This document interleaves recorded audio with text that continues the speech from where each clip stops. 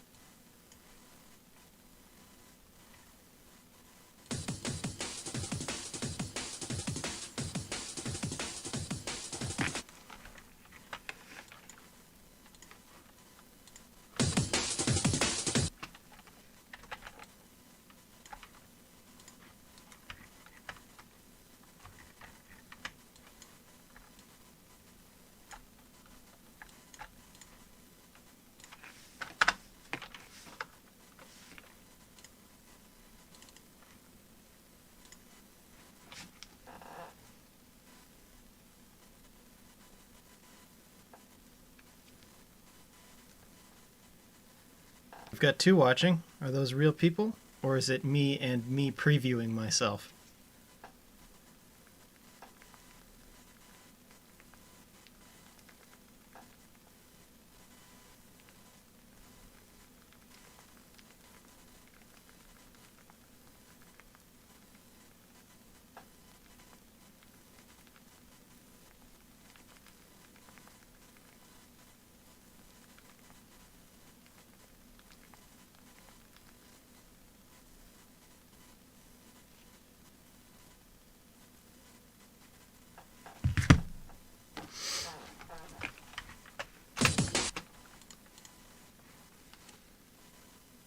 And while I'm waiting, I'm just gonna make some music. Because that's what I do when I'm bored, is make music. Hence why I have 8 million songs. Text messages. Okay. That's one person. And we gotta have more people. Come on, let's get to 10. That's a stretch goal.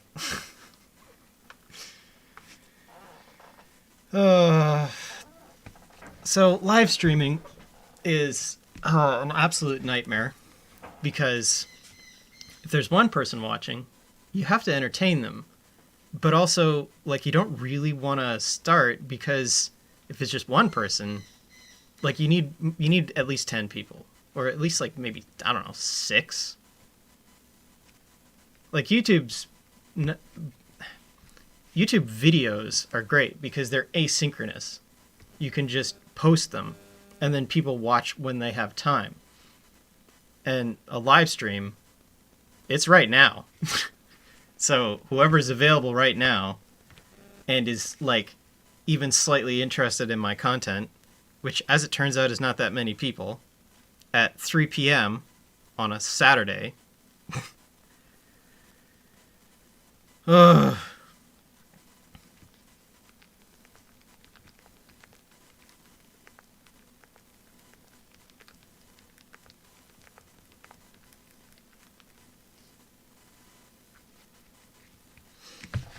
Anyway. Alright, so what is this stream about? I want to explore the lore behind Exophorium. And also, on a sort of greater sense, just generally what's going on. So, let's kick over to paint. Because I'm a professional. And we are going to check out different albums. I've saved the Bandcamp HTML, so I've got all the album covers. So, where does everything fit in? First of all, let me make this bigger. Canvas size. Like a million. Zoom out. Okay. First of all, this is the non-canon zone here. This is the place where albums sit in timeout because they're not canon. They have nothing to do with the rest of the universe. And oh boy, are there some gems that go in there. Right off the bat. Revam's Soul Solution. Why did I make this album? In timeout it goes. And let's label that this is the non-canon zone. What's a cool font? This is a cool font. Non-canon zone. Brackets. Time out. Oh, there's no brackets in this font. Square brackets? Oh, they're tiny. Oh, that's fun. Okay. That's the non-canon zone. Everything there has nothing to do with the rest of the universe. So just excise it from your fan theories. The other one that goes there is the concept part of this. Which, at the time, I thought, oh, that's cool. It's funny that I'm taking all of these 70s prog rock concepts and riffing on them. Which, I don't know, could be good. But I could have done it way better than I did. So, I don't know. There's also sort of like, in addition to the non-canon zone, there's kind of a, this album doesn't have any concepts, or the concepts aren't world-buildy. So let's make that too. That's a line. I want a box. Box. So this is the no story, not canon, but not canon either. That makes sense, right? Okay, so that's the no story zone, and we're gonna put. No, that's not what I wanted. Okay, whatever. Copy. There we go. That's the no story. So VHS, video head sound, is made up a whole bunch of like recordings of old commercials and stuff. So that's its concept, but it has nothing to do with the world. So it's going to sit there in the no story zone.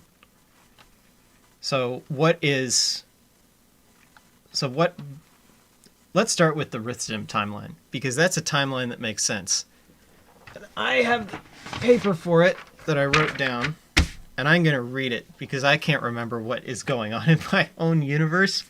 Okay, so, new image. No, image, canvas size. Bigger, please.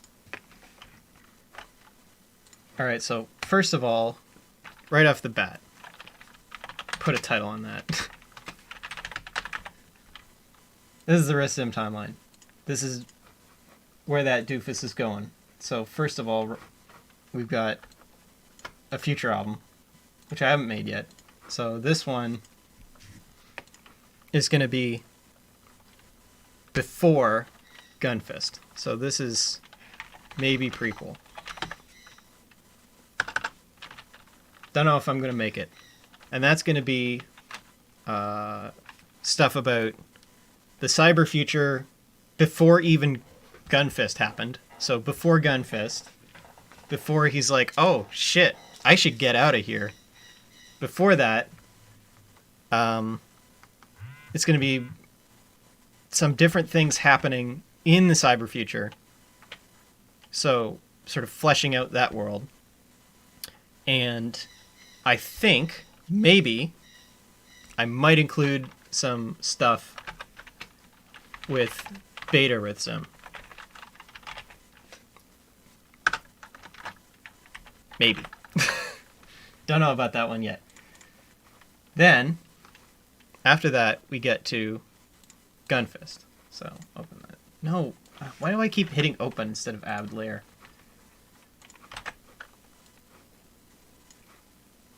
So let's draw the arrow time. Hang on.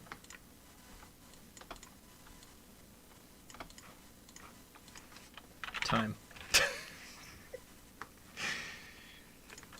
I'm such a professional. Okay, so then Gunfist happens. So in Gunfist, we see, hey, there's this world, the cyber future. This man lives there. Everything sucks. The corporations own everything. And just generally speaking, it's not a great place to live. There's a few different songs that have, like, plot, quote-unquote plot significance. Let me switch windows. Actually, I have to add a window. Hang on. Window capture. Net. Because the internet. Google Chrome. I hope that's the right one. Oh, good. It just doesn't work. Oh boy. Okay, let's... I didn't want to do a monitor capture. Let's do a monitor capture. Fine. Display capture. Right. Oh. Hang on. Filters. None of them. Okay. Sorry, I have a bunch of filters on there because I have a cool effect. So let's make that actually fit the screen. Okay. So Gunfist happens before Cyber Future. It's a prequel. And there's a few things that are actual events, and some of it's just good music. So Grand Edgelord Returns, I feel like I was, at the time, because I'm making this up as I go, that kind of this title doesn't really fit this album. So just ignore it. Pretend it doesn't exist. 200 Redline. So in the cyber future, there's a bunch of, like... You ever seen the movie Redline? Ironically, I titled this that before I knew about the movie. But Eurobeat, cars going real fast.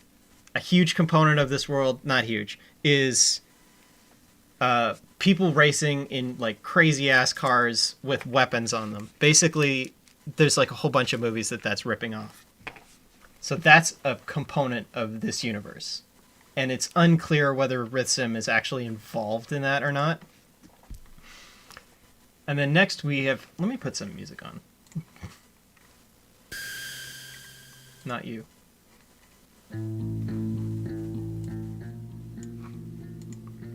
So that's 200 Redline, and that's like going fast. I don't know if that's from Rhythm's perspective or not. Then the other one that's like...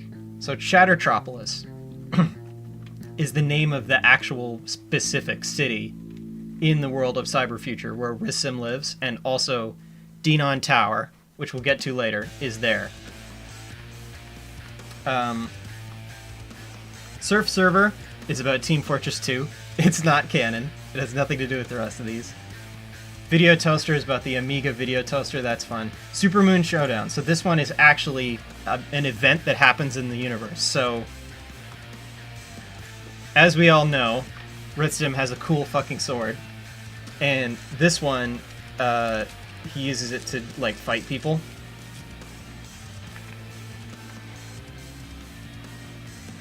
Did I ever explore how he got the Thunder Hand? No. I've decided he just has it. Why not? Alright, so that's Gunfist. Basically, this album is, hey, the cyber future of the world kind of sucks. Also, the Giga CD, the console existing, is in the universe. So the actual Giga CD itself is a thing you can buy in the cyber future. Because why not? How very meta. Oh, and the other one that's real is Filths. Is there's like a space station thing. Oh my god, this lore is a dumpster fire. Notepad, hang on. I wrote this down. I should have probably put that on my computer so I could look at it.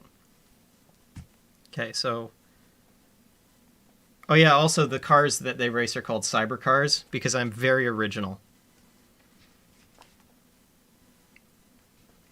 Anyway, back to the timeline.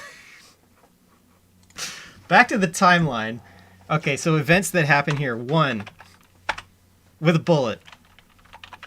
Winston wakes up with no memories.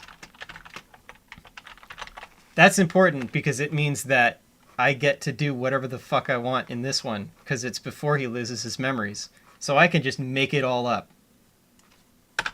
Number 2.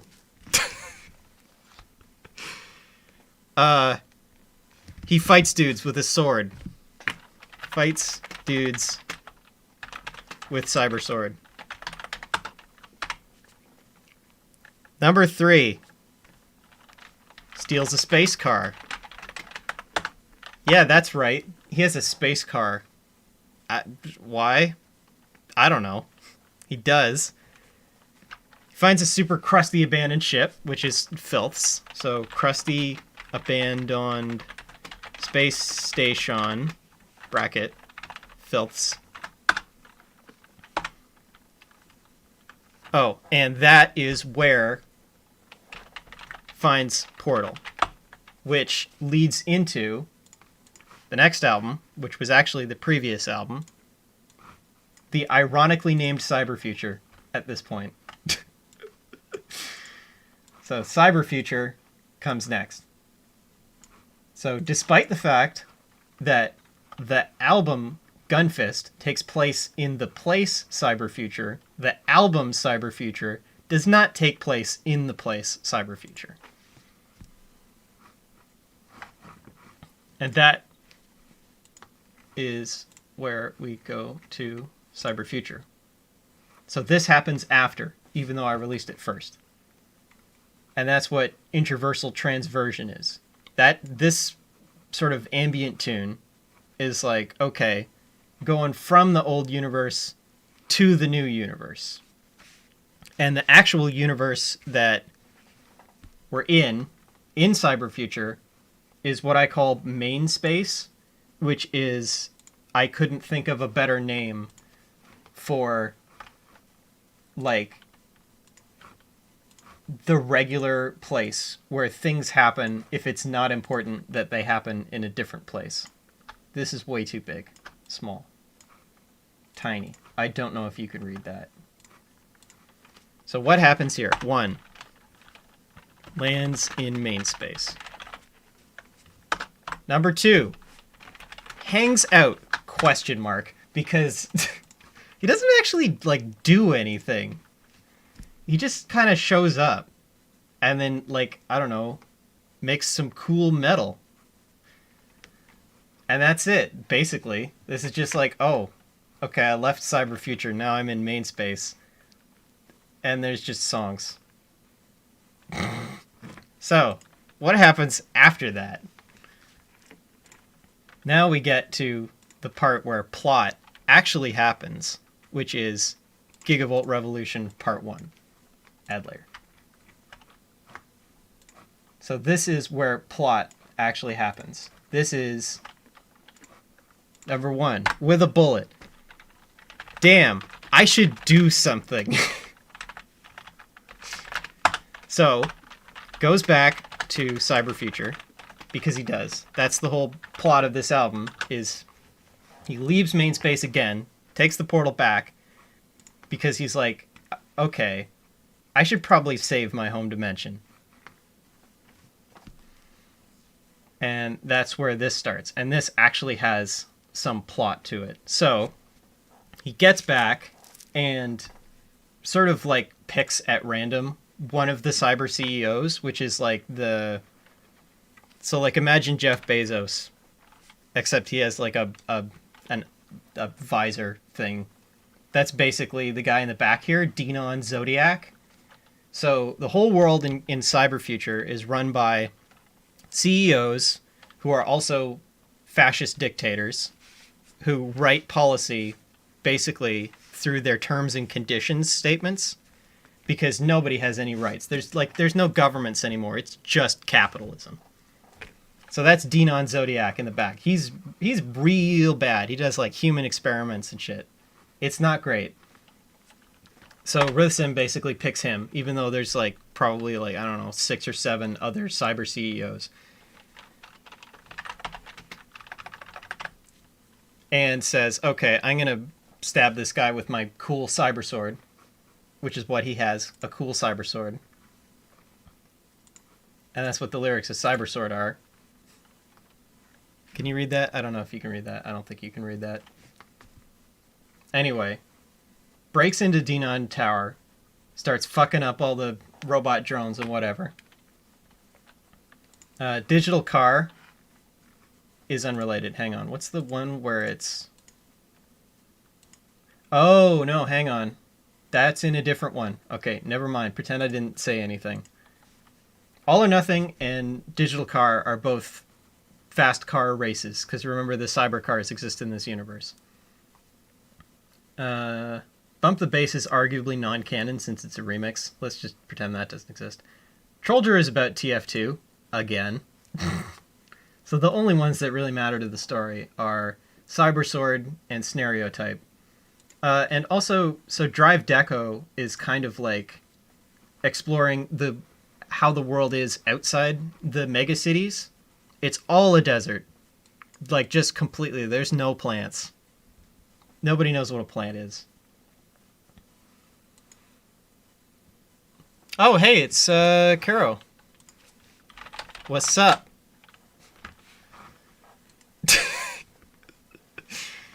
I like how I made a stream layout and you can't see it because I put the window capture above it. Hang on. Let me put that underneath everything. There we go. Now you can see my cool layout that I made in 2 hours. Oh boy. I'm not good at live streaming. Okay, so Drive Deco is like the rest of the world kind of sucks. There's no plants outside of megacities, and inside the megacities they're made by the cyber CEOs using like cell 3D printers or whatever. So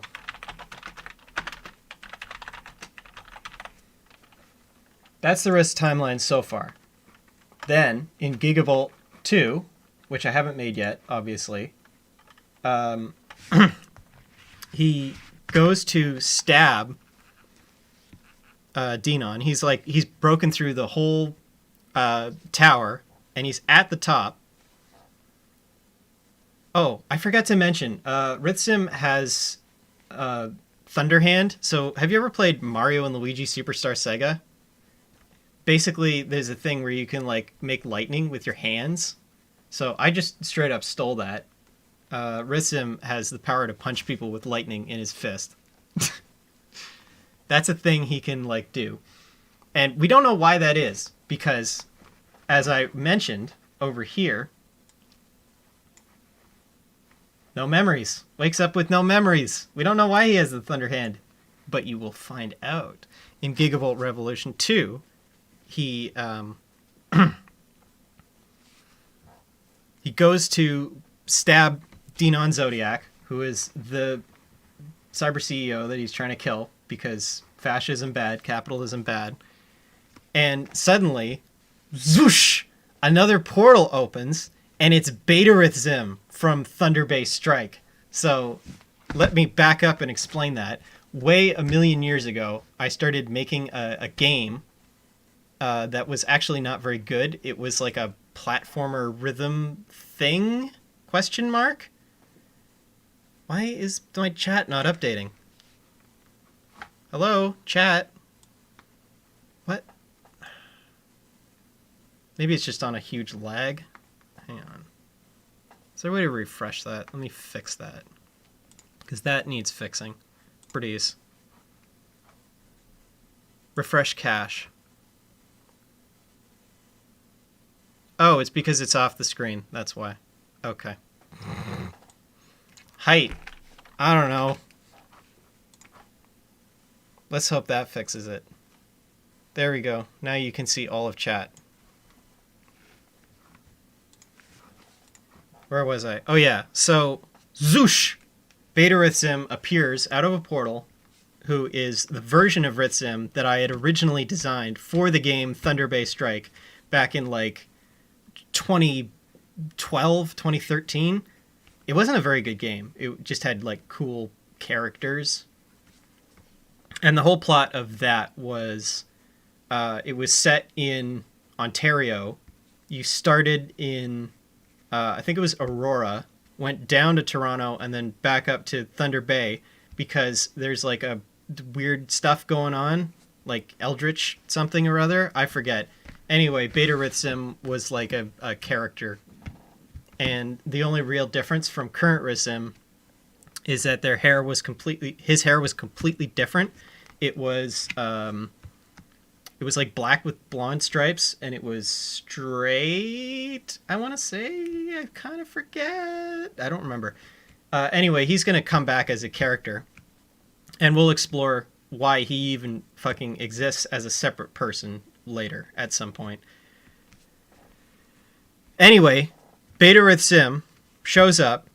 No, you can't stab Zodiac, because as it turns out, Zodiac did time travel gene experiments and sent genetic mutations in the past, but he doesn't do it until after the point when Rithzim was supposed to kill him now in Gigavolt Revolution 2. So, let's draw that out on the timeline so anything I said makes sense. GV Revo 2. Capitals. So, at some point earlier here, in the prequel, 1, Zodiac sends time travel gene mutations back into the past to play some shitty games that suck ass. That is why Rithzim has the Thunder Hand, because of time travel genes. So then, let's remember who we're dealing with. Let's remember the character of this man. He says, fuck it, and stabs Zodiac anyway.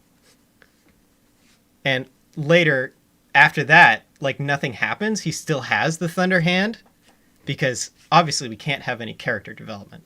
That's not possible. We can't have character development here in the Famatory Cinematic Universe. It turns out that the reason why is because of the beloved Miracle Machine. What is the beloved Miracle Machine, you may ask? Well, let me go back to Hypercolor Simulacrum. So that's how this ties in. The track Beloved Miracle Machine. Okay, the lyrics have no thing. Basically what the Miracle Machine is it is this thing, and importantly, it exists in Exophorium. So let's talk about the 3 realms of existence. Number 1, Contro Prima. So way back 8 million years ago, and by 8 million, I mean a time that is not really a number, because time isn't really linear in this universe. Way back when, there were 3 places. Contra Prima, which is this like mystical fantasy zone where everything is sweet and cool and good. It dies because it doesn't have anything going for it beyond being cool. And by cool, I mean lame, because nothing happens, because it's so peaceful that it doesn't have any reason to exist. So it slowly fades out of existence. There are some places that are still sort of there, but like it's nowhere on the level of the other 2 realms, which are the Exophorium and U Prime. And the reason why it's U Prime is because U stands for universe and Prime stands for it's the normal one. It's the one that's kind of like our space-time, but not. So a whole bunch of stuff is in U Prime. Most things are either in U Prime or in Exophorium. So things that are there. 1, the cyber future. So despite the fact that it's a realm, there's kind of like sub-universes inside it. So the first one that is cyber future. Main space is there. What else? There's other things that go there. Hang on, I wrote this down in a list. Main space is there. Cyber future is there. A whole bunch of things are there. The Spade House. The lab from Icor. The Crunch Rocket facility.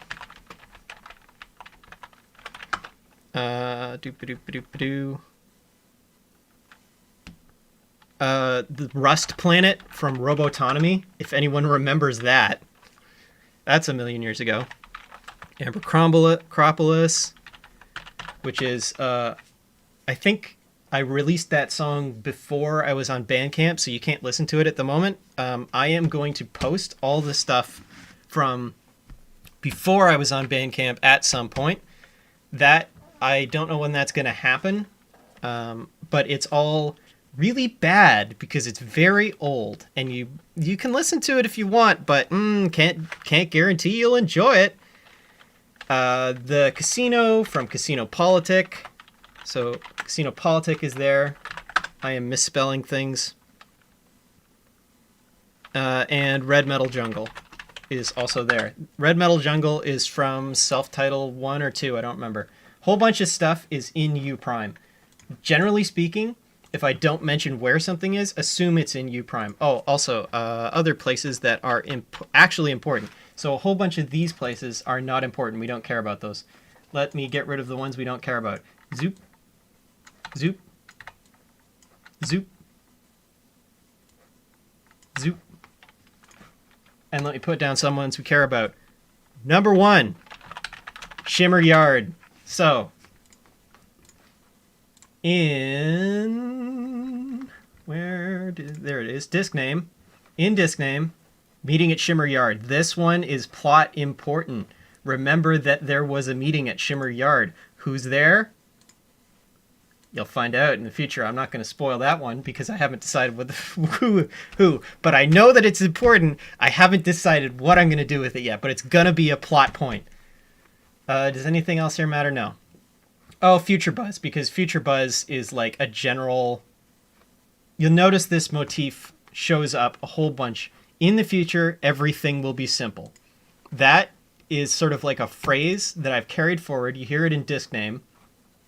And you hear it in Escape from Exophorium, in the beginning of Return to Exophorium, alongside another leitmotif, which is from Heaven on Earth. Dig beneath the stonework of sight above Savannah a line, something spokes of the night, which is in Striker Fanatic. That is another thing that is sort of related but unrelated. So that's also plot important. Remember that one. Back to here. Shimmer Yard matters. The meeting at Shimmer Yard will be an important event at some point. So that's U Prime. It's the place where most things are. So what's Exophorium?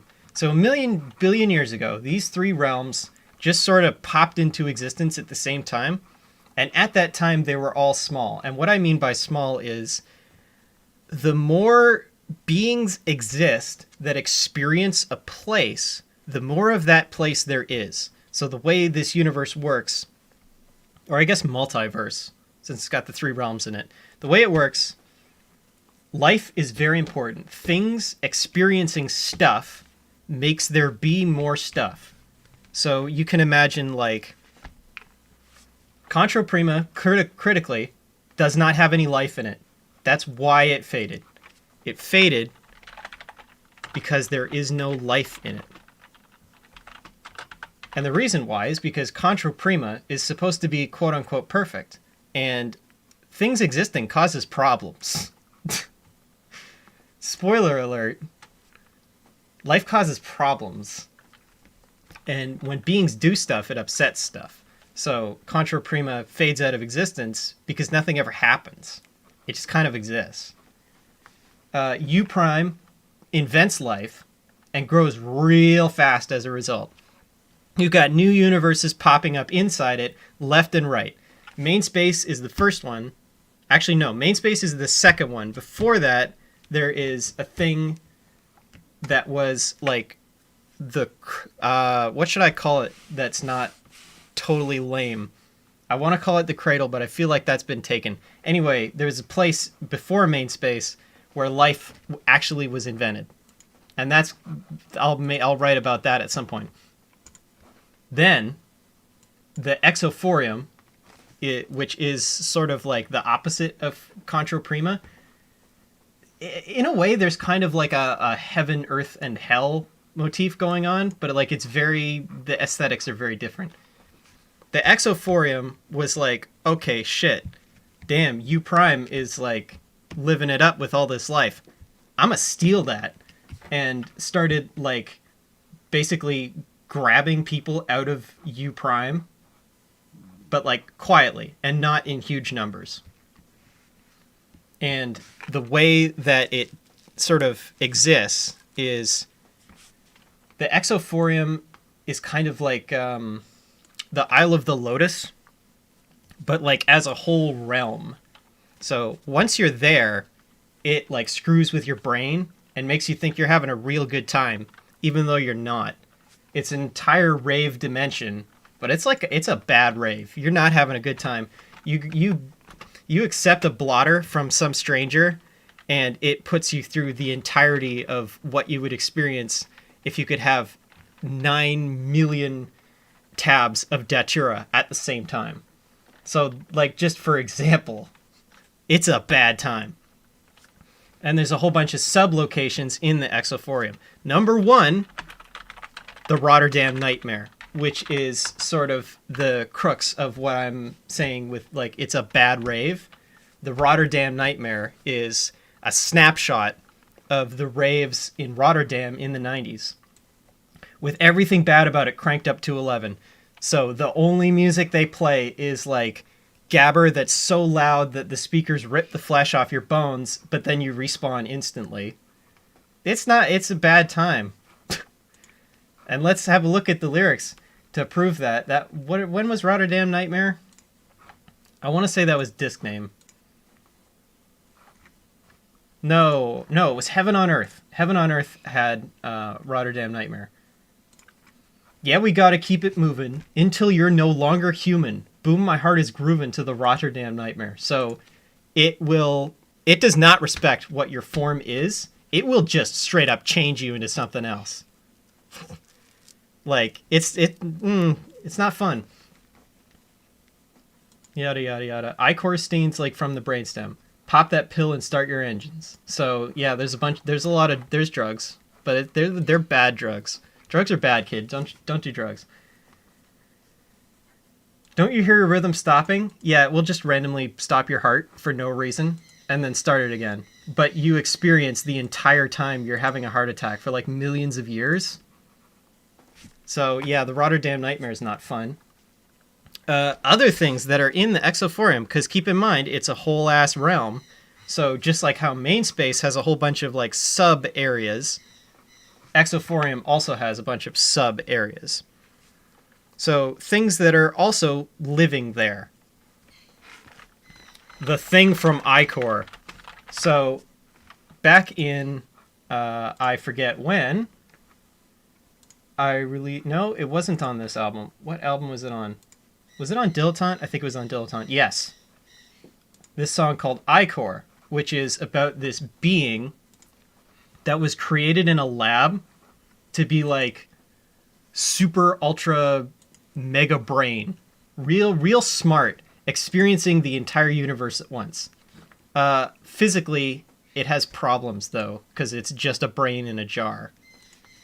And by jar, I mean like a tube the size of the Earth. It's also real big, physically.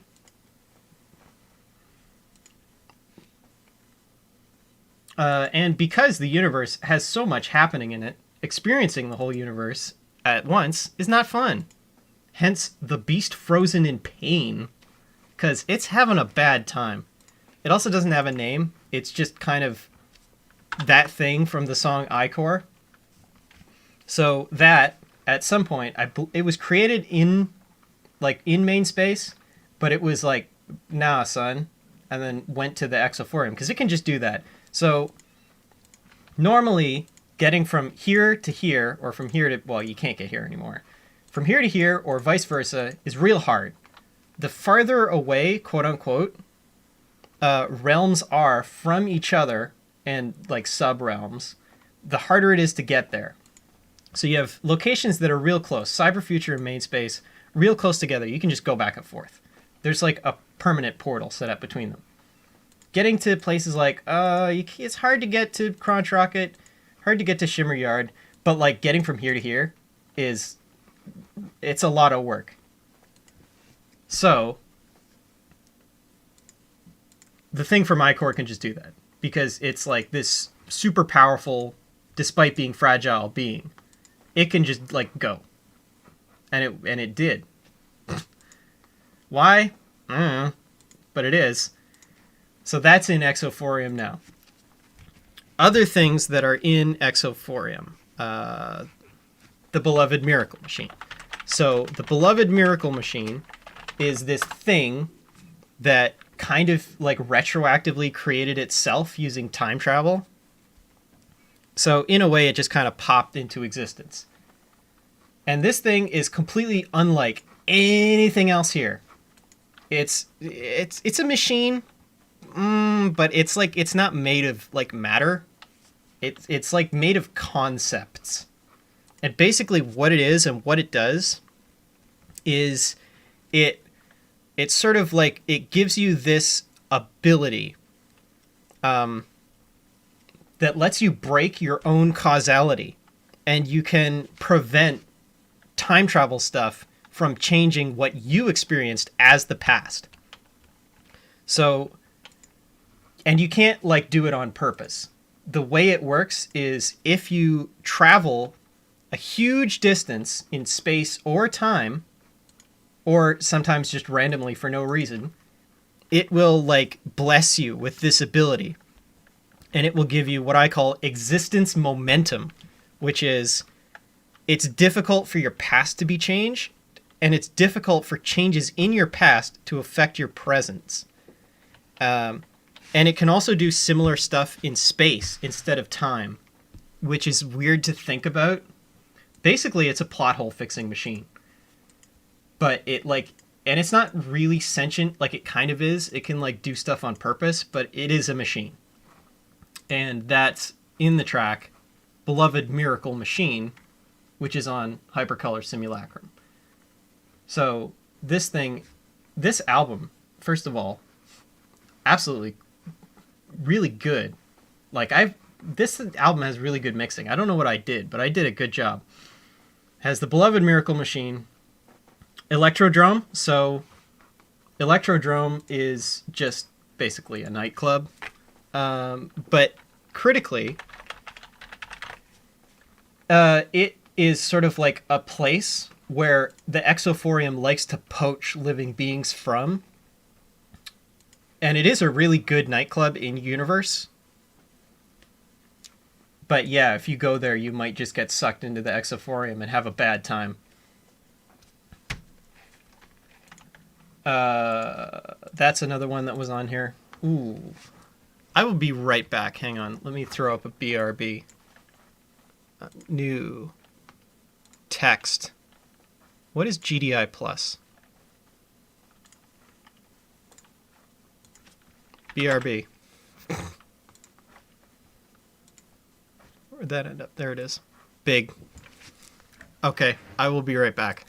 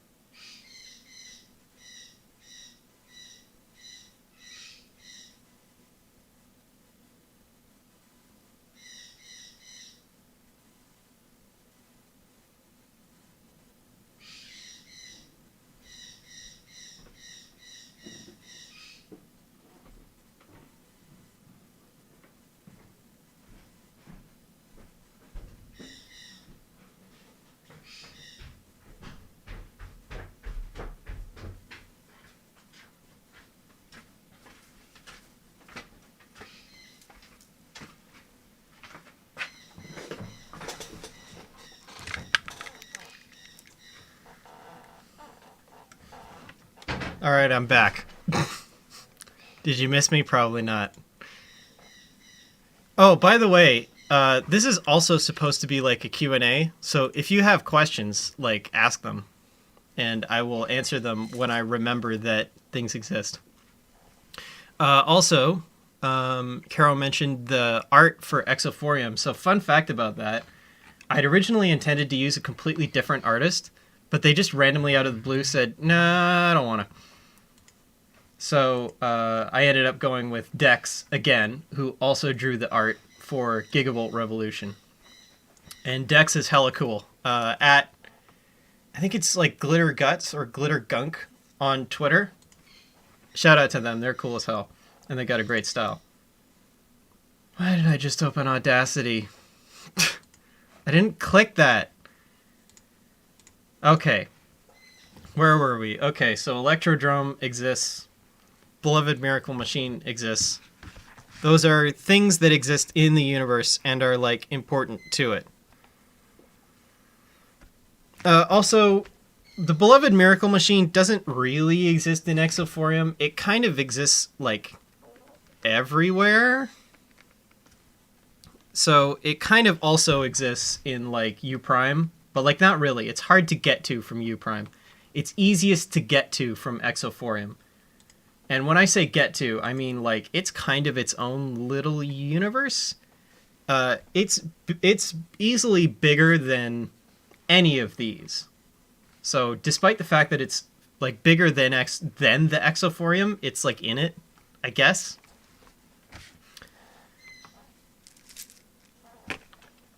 Oh yeah, Plush Rave. So Plush Rave is non-canon, but fun.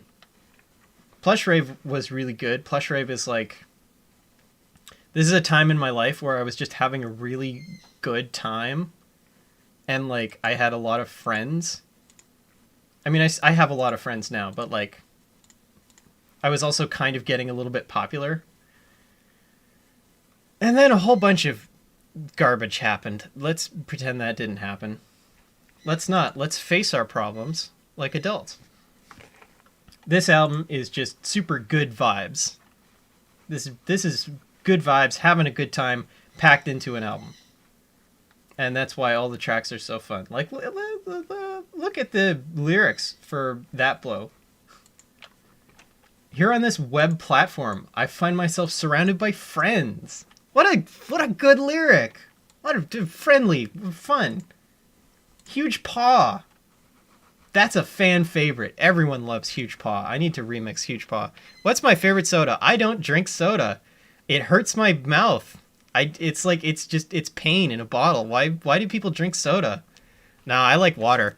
Hashtag hydrate. Drink your water, kids.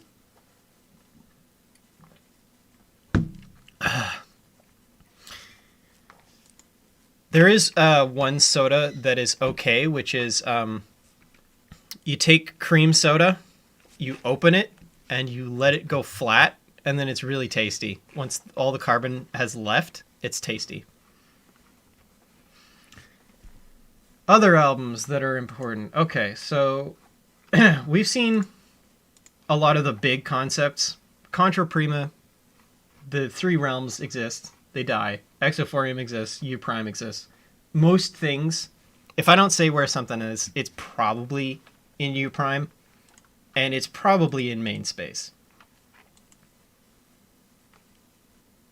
So, both. So I'm otherkin, so it's not really, I don't have a fursona. Like, that's just me. That's how I look, like, inside, as opposed to this mass of flesh that exists as a physical body. And I also put myself on the covers for stuff that's not like a character in the universe. So me as a plush dragon exists in the universe, but like there are like things I've quote unquote done in the universe that like make no sense to say, oh, I did that, because I'm also making the music. So let's say both. Let's say there's a virtual version that's in the universe, and then there's also just me in real life and as a plush dragon. Which brings me to Say. Does Say exist in the universe? It's a question. I think for the sake of not making a tangled web of nonsense, let's put Deserves in the non-canon pile, because there's some real weird implications if stuff that exists in real life starts also existing in the universe.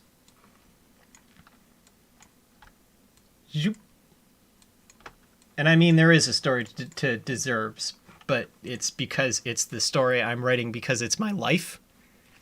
So, yeah. Like, a whole bunch of these are love songs. Like, the Knife City remix. By the way, shout out to Anna Managuchi. What good music makers. Knife City is the drummer from Anna Managuchi, Luke Silas? He's cool. He's got a beard. And he made the song King Noah for a game called Fly Wrench back in whenever the hell, where you play as like a spaceship that can like, normally it's this way shaped, but it can like fold this way, and you kind of like move by flapping. It's very strange, but it's a good game. I haven't played it, but I've seen it. I watched Barry Kramer play it. He did a song for that, and I was like, damn, that's a good song. So I remixed it. But I added my own lyrics, which are very, like, lovey-dovey about Say. And the main one that is Pink, Blue, and Lavender, which is just straight up a love song.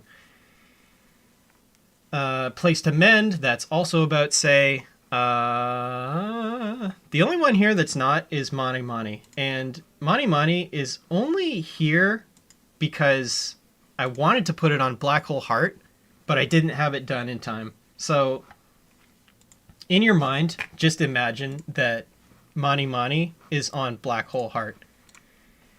Speaking of Black Hole Heart, time to talk about this asshole. So, this is my synthwave alias, Juxa, which is Juxa. He's a dick. Basically, Hot Leg is, like, in universe, his first single. He put it out, got real famous and rich, and was like, damn, this is great. I'm going to have no personality besides being a dick. So he's extremely selfish. He is super vain and like only cares about himself, basically, which is why the title of this is Black Hole Heart, which is basically the story of him fully like just going hard into celebrity egoism and that. However, it's sort of an interesting double whammy because for me, the composer, Black Hole Heart is about the opposite of that. This is exploring, all the lyrics are about exploring my feelings about popufurs and what online popularity does to people, and me deciding, I don't want that.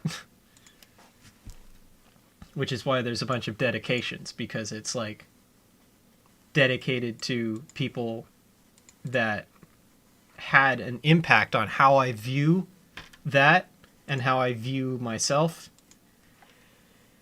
and how I view certain events on Twitter and such. So that's Black Hole Heart. For Juica, it's going hard into fame and egoism, and for me, it's deciding that I'm not going to do that. I don't know if I'm going to make another Juica album, because I was like, damn, Black Hole Heart's really good. And then, like, I don't know, some people bought it, but, like, not as many as I expected. Like, it's about the same as Deserves in terms of buys, but in terms of listens, way more people have listened to Deserves. And especially people have listened to Disc Dame. Disc Dame is still my bestseller. I don't think I'm going to be able to top this. This is going to end up being that album where, like, do a physical release and then do another physical release because people just, they want it. And, you know, it's good, but fucking pro tip, absolutely slept on is Hypercolor Simulacrum. Arguably better than Disc Name. In terms of production, in terms of, it's just more fun to listen to. It's just a real good album. Damn, good job, past me in 2017. I added these date markers so that people know when things are, but they're also for me because I remember when things happened based on what album I was making at the time. So yeah, the Juica timeline is he gets rich and famous and is a real dick. He exists in main space, which is where, so anytime there's like a collaboration, you can generally assume it's happened in main space. So like there's a track on Gunfist question mark, yeah, About You. So that's Famatory / Rithzim remix. So you can imagine that the character version of me and the character, well, okay, Rithzim is just a character, are like actually collaborating in world, in universe. So that happened in main space. And generally speaking, the me that exists as a character spends most of their time in main space. But Escape from Exophorium, critically, why does it say return? Oh, that's a good lore point. I'm going to drop that. Why would I have been to Exophorium before, perhaps? I'm not going to tell you. I'm going to leave that one as a spoiler, as a cliffhanger, as a future, as a sequel hook. Return to Exophorium. And yeah, generally speaking, the whole plot of Escape from Exophorium is, crap, I'm in Exophorium. How do I get out?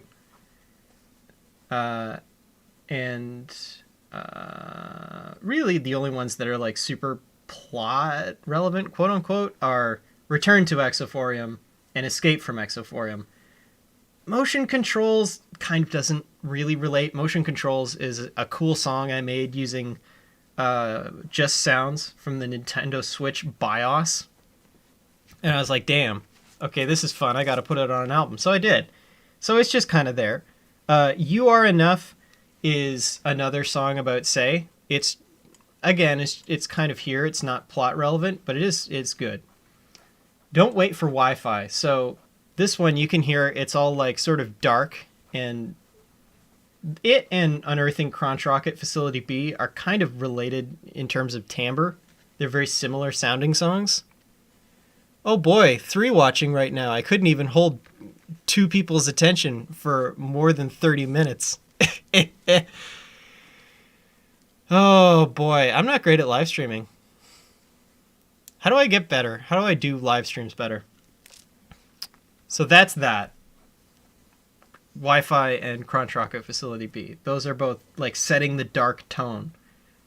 Shoot Into the Wild Blue. You'll never guess what this one's about.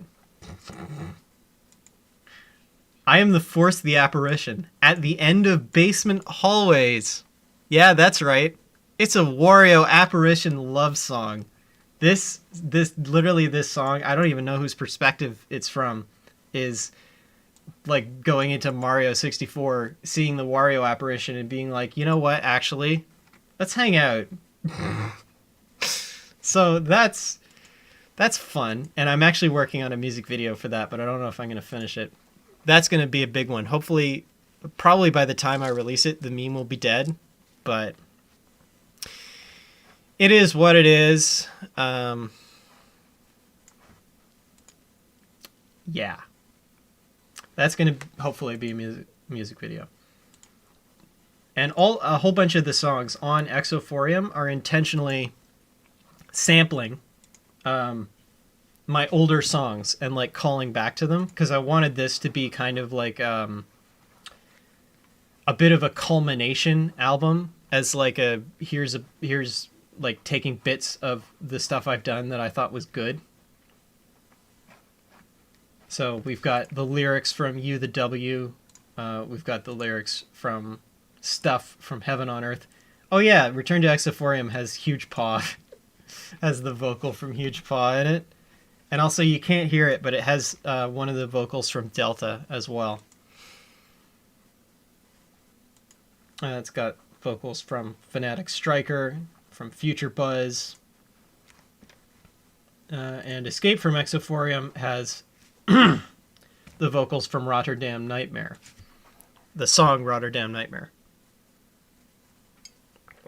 Hydrate! And it's got 2 bonus tracks. Because Snare Form, I didn't finish. I was just like, okay, you know what? This is too good to not release, but it's not good enough to be a full song. So it's a bonus. And Cozy you can think of as like a after the events of the album have already happened. So Return to Exophorium, Escape from Exophorium, and then back in main space. Oh man, it's so much better here. Cozy. It's a cozy place. I should make a house in main space, like a virtual house. I should play Second Life. Anyone ever played Second Life? What a game. Wish you didn't have to pay for anything. So, what am I missing in terms of plot? Let me check my notes, because I was smart enough to write down notes.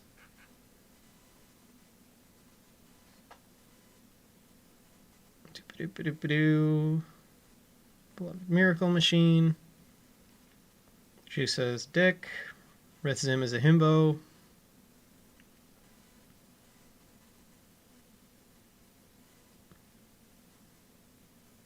There's some like miscellaneous things. There's events too. So on the album Heaven on Earth, doo-pa-doo-pa-doo, here we go. There is Cataclysmic Interloper at the Exophorium. So at some point, not sure exactly when, this being, the Cataclysmic Interloper, shows up at Exophorium and just wrecks shop. Like, destroys a whole big chunk of it, really reduces its size. And then, I don't know, disappears, I guess. Question mark. Maybe it's somewhere else. Oh, by the way, you can imagine, like, these 3 realms kind of exist in sort of like an area. So you got them, and they're here. There's also, like, places outside them. Like, if you've got, like, a diagram, and you've got, like, the links between the places. Like, you can go here. Like, it's not a place, but it exists. It doesn't exist. It's like how we have like a universe, but there's like, it's expanding into something. It's expanding into nothing, but that nothing is a nothing. Like, that's a nothing that you know is there outside of our universe. In the same way, outside of the three realms, there's also this like this general, let's call it the nothing, because I'm creative. That whole space, the nothing, it's there, I guess. And like, stuff can go there. So let's say that the cataclysmic interloper is like out there, and ooh, it might come back. It might go to U Prime. It might do something bad. It won't. I'll completely forget about this. There's no way I'm gonna remember this. So yeah, the cataclysmic interloper at some point fucked up the Exophorium, but like that's way before events that happen in Escape from Exophorium. So that is a thing. So other places that are... No, other people, other places, other things. The thing from Icor. The beloved miracle machine. There's some miscellaneous.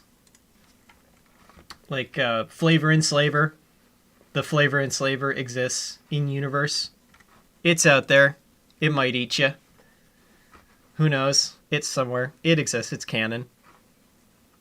Oh yeah, Erogenous Zone, the cover is the DashCon ball pit. That exists in the universe. DashCon happened in universe.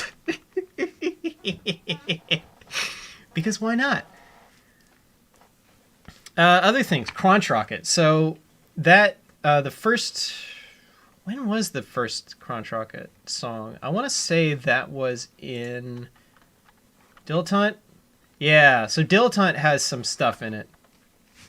Dilettante actually probably has the most stuff that I would later go on to use as plot points, because it has the song Icor.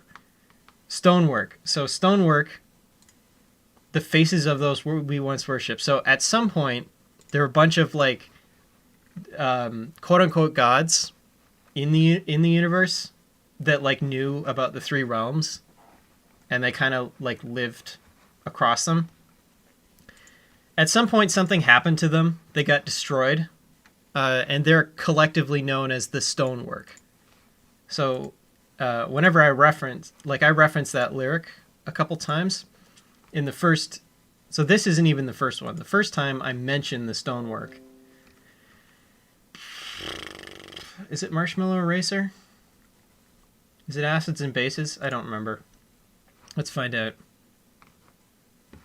It's not Acids and Bases. It's probably Marshmallow. No, it's not. Okay. Self-title? Question mark? No. But self-title has another thing that's canon, which is the Prospector. So that's another set of lyrics that I've used multiple times. There is a role in the universe called the Prospector, who does stuff. Haven't decided on that one yet.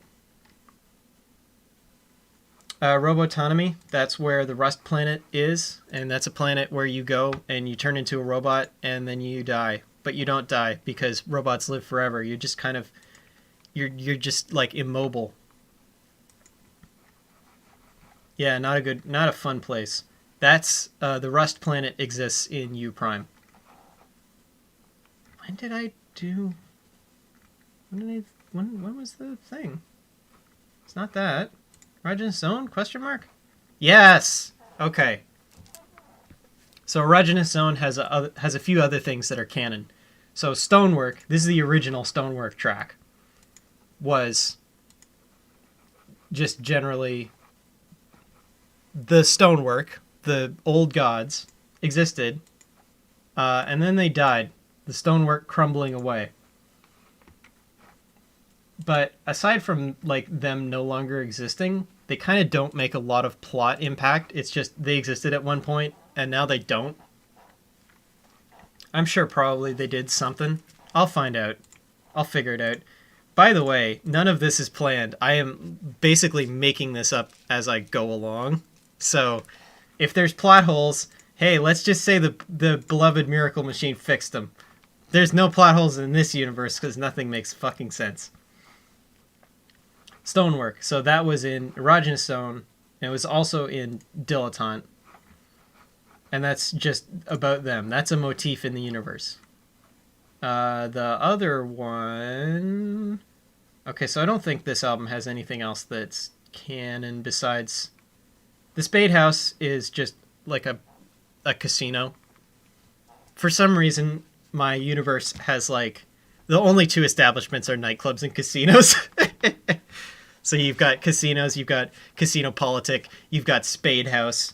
I'm sure there's others. And you've got nightclubs, you've got Electrodrome, you've got...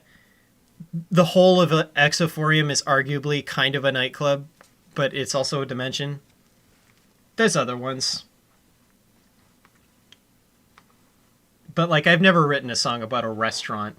Because, like, nothing happens at a restaurant. Anyway, Crunch Rocket. So,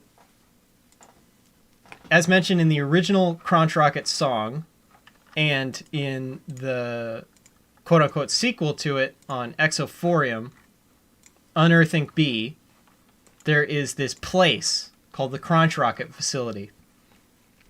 And it's like a weapons development, but it's not like conventional weapons. It's like weird timey-wimey stuff. I've never watched Doctor Who. I've watched Doctor Who. I've watched the 9th and 10th Doctors, but that's it. Like a watch that makes you retroactively not exist, and like a comb that lets you like go through walls, stuff like that. That exists. Nobody's there. Like, it's abandoned for some reason. Like, if you go there, you'll be like, damn, this place is real dilapidated. There's nobody here. And why? We don't know. We'll find out. Critically, that one is kind of like halfway in between U Prime and Exophorium. I'm on the wrong layer.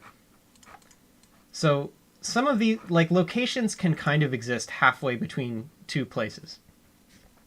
It's possible for something to simultaneously exist in U Prime and Exophorium, or U Prime and Contra Prima doesn't exist anymore, or on the fringes of one, halfway between it and the nothing.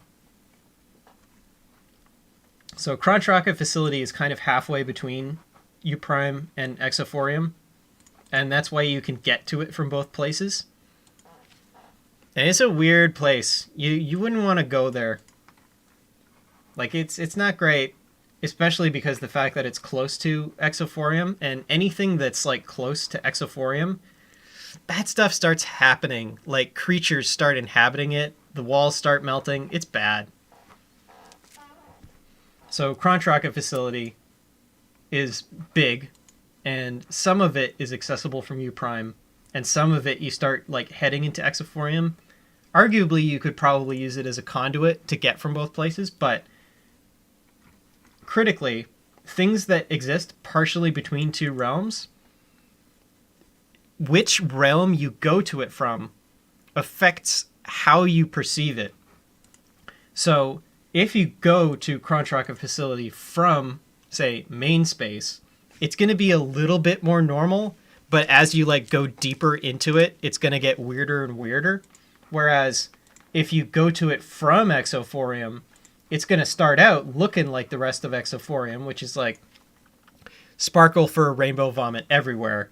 Just like, and like, the whole place is a mushroom trip at once. It will actually start getting more normal as you go deeper in. Like, the walls will go back to being like gray concrete with metal on them, stuff like that. But I feel like maybe probably you can't get to one from the other using Crunch Rocket. I feel like making it a conduit is like a bad idea plot-wise. So I'm not going to do that. Let's just say that you can't use it to get from Exophorium to U Prime or vice versa. So that's the Crunch Rocket Facility. It's like a weapons research and development. That exists. Shoot into the Wild Blue I talked about. Too cold for ice to form. That is a reference to if it's in the real world, if it's super very, very, very cold, it actually becomes harder for stuff to happen. So you can have super cooled water that's below 0 degrees Celsius that does not freeze because it's so cold that the molecules like can't move into place to form ice crystals. So that's a thing. Ash and petrichor. So this is like, excuse me. When the character, was in Exophorium, me, I like did a thing in order to escape, and as a result, something is destroyed, which is Ash and petrichor. So that happened. And then I escape, yay. So that's, is there anything I'm forgetting? What am I forgetting? I'd love to go into some of the stuff that I put on the wiki, but unfortunately, Wikia took down my wiki because it didn't have enough stuff and not enough people visited it, and I can't get it back. So there's information that's just lost now that I can't remember. So that's fun.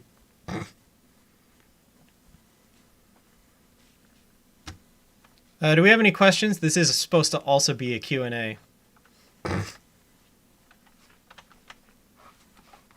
Oh, you know what? I know what I can talk about. Hey, anyone ever wondered who this is? This character that I've literally never mentioned again, that was on Hardcore Monster Punk and then hasn't been on anything else and wasn't on anything else before? Does anyone care about them? Probably not, but here's the information anyway. This is Sheikovix. That's their name, and gender is non-existent because they just like fuck shit up. I haven't done anything with them because, like, alias-wise, if I do anything metal or noisy, it's with them. And, like, they don't really have a role as music anymore. So originally, I created this character as, like, sort of a very sort of, like, violent, like, deity thing that just likes to mess shit up and break things. And I haven't done anything with them since. They're just like an agent of chaos. But they are canon. They do exist in the universe. Where are they? I don't know. Somewhere. Maybe they're getting therapy and like calming down as a person. So yeah, Sheikovix. Other things. Oh, Tamarack. So Tamarack, if you read the lyrics, is about like some kind of like creature or something that like breaks your brain, Eldritch style. So Tamarack's about that. Whatever the creature is from it also exists in the universe, and critically is not the same creature as the thing from Icor or anything else. They exist as their own thing. They're out there in the universe. They're tied to this book. So this book, which doesn't have a name, is like this artifact that like lets you like interact with them and like see them and stuff. And if you have it, it like drives you nuts because your brain just can't handle the actual creature that Tamarack is about. So that exists in the universe. Other things that exist. Nothing from Commerce Valley Sunrise. I don't know. Funky Asteroid. Let's say Funky Asteroid is like a place. Because why not? Funky Asteroid's a place now. And I don't know, it's in main space, I guess. Question mark.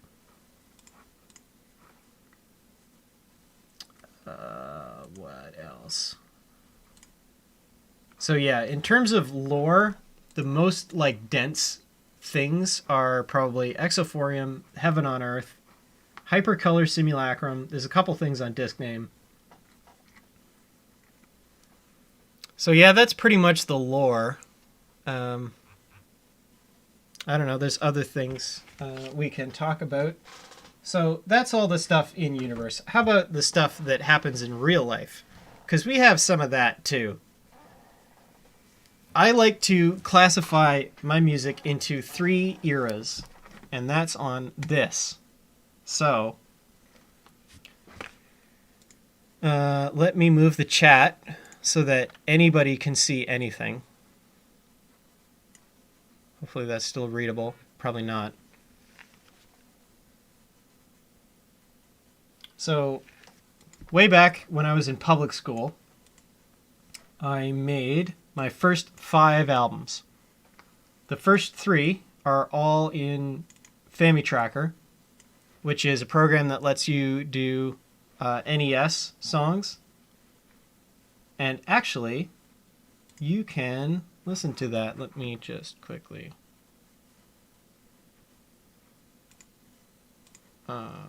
make that invisible so that you don't see my screen while I'm futzing around trying to grab the window I am looking for, which is this one. Which is this one.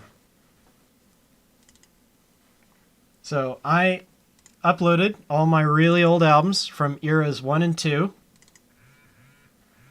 And let's have a look at that cover art. Isn't that quality? Isn't that high quality? That's way better than this. Oh, full color, effects, lightning, characters that are drawn. Nah, son. Melon heads. So yeah, my first albums were bad because I did them when I was like 9. And that's my first 52 question mark tracks. No, sorry, my first about 100 tracks. So the first 3 albums, which are Melonheads, On the Contrary. What is this album art? What is this one? What is that even supposed to do? Is that Sonic? I think that's Sonic. What good art. And Floating Point, which has the first real album art, arguably. Which is me at that age, sitting at my computer. Big chunky CRT. You can see FamiTracker. Hang on.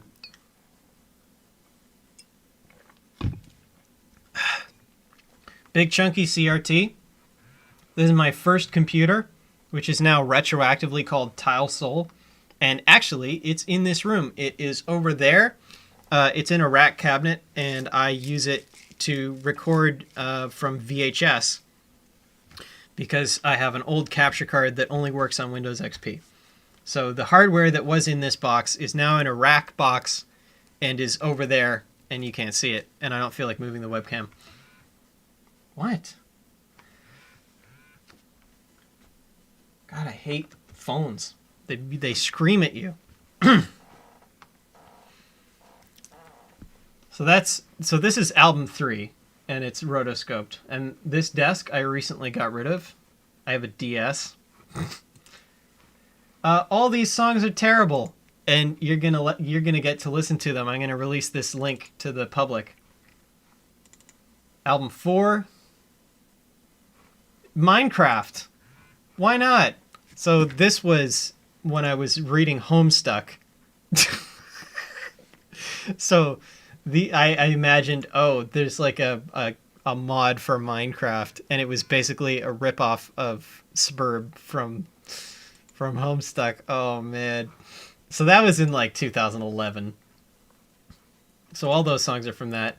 And a whole bunch of these like early albums like don't have a concept. Oceans of Sound is just, oh, the music I made between then and then. Same with this one. I don't even know why this is named this. Also, there's my old logo. It's terrible. So that's that. What is this cover art? Okay, this one I feel like... This one looks like a real band, but like a bad band. Like that's the art you'd expect from like... Oh, man. Woo! Okay, so before I had Personas, I had these, the Personae, which are real old. Those are also from like, when was that? 2011. So Yeah, on the chart we have public school was the first three. Then like SoundCloud was like high school, so like 2011, 2012. And then era 2 is stuff I did late high school. I think there's some stuff in era 3 that's also high school.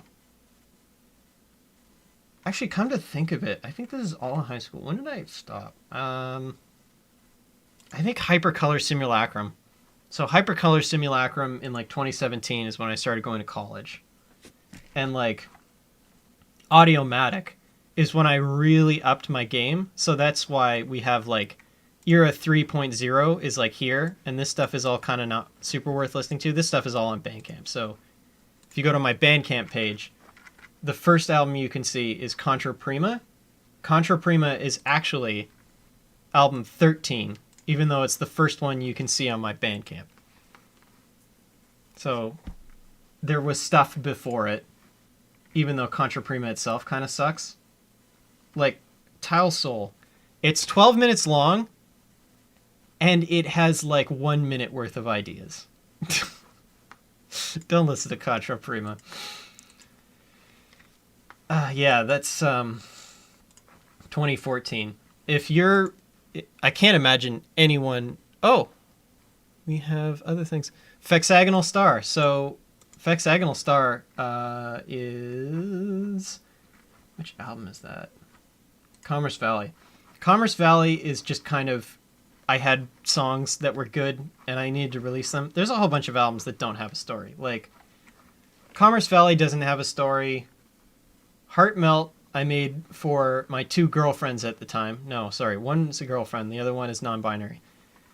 That was a Valentine's Day, and it's okay. We're not going to talk about Action Park. Just going to pretend that didn't happen. Diaphoros doesn't have a story. Diaphoros is, I had songs that were good and I wanted to release them. So there's no story on that one. Audiomatic kind of has a bit of like story to it. Because like the Amalgamanimus is like a creature. I have a lot of like creatures where I'm just like, oh, it's a thing. It's a being that is like malevolent. I have a lot of malevolent beings that aren't really like sentient or people. I don't know why. I guess I just like them. But yeah, the Amalgamanimus is another one of those.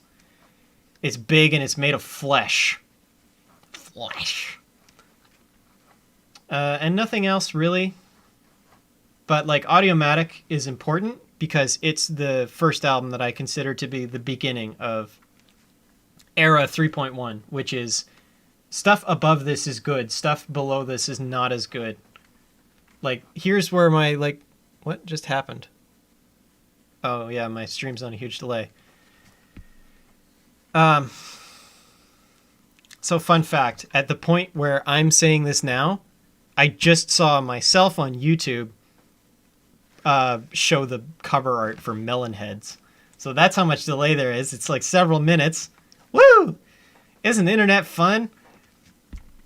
Anything before Audiomatic has like less production quality than stuff that happened after. And generally speaking, most of the like plot points that involve personas and characters are after Audiomatic. So you can think of Audiomatic as kind of like the bridge between stuff I used to make and stuff I make now, where it's like better. I'm good at words. Oh yeah, Fexagonal Star. What was I talking about? On Commerce Valley, we have Fexagonal Star. And these lyrics have some content. Maybe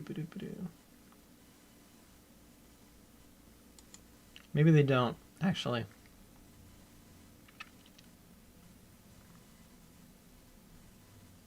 No, they don't. I changed my mind. I forgot that sometimes I just like write songs. Like people think, oh, there's so many lyrics, they must mean something. No, it's just shit that rhymes. Yeah, So, pro tip to the kids: how to write rap? Words that rhyme. That's it. There's nothing to it. Speaking of words that rhyme, here's a preview of coming attractions. We've got a remix of a song by Heilna. I don't know how to say their name, but they write like really, really intense extra tone and speedcore. I remixed one of their songs. Chelsea. So that was Fluff, who is on YouTube, is like a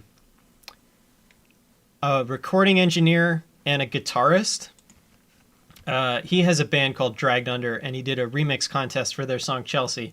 I remixed it, but I didn't join in the contest. I didn't submit it because I was like, the way they set it up was just so confusing. There were like 4 different sites, and you had to like, I don't even know. It was a mess. So I didn't end up submitting that. I probably wouldn't have won anyway.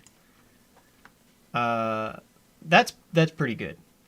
And then also Gigavolt Revolution. And there's a song that's not uploaded here called Simulacluster, which I wrote as an instrumental. And I was hoping to get... So, in the space of, like, people who write songs with a furry on the cover that sound like metal but have electronics in them, which is a very specific category, there's basically only 3 people. There's me, there's General Mumble has a character, Rikira, and their music is real cool. Digital hardcore, that's the word I'm looking for. Digital hardcore. There are basically 3 furries making digital hardcore. There's me, there's General Mumble through Rikira, and I'm pretty sure you know the other one. Starts with a K, rhymes with caliber. And those are basically the 3 people making digital hardcore with a furry on the cover.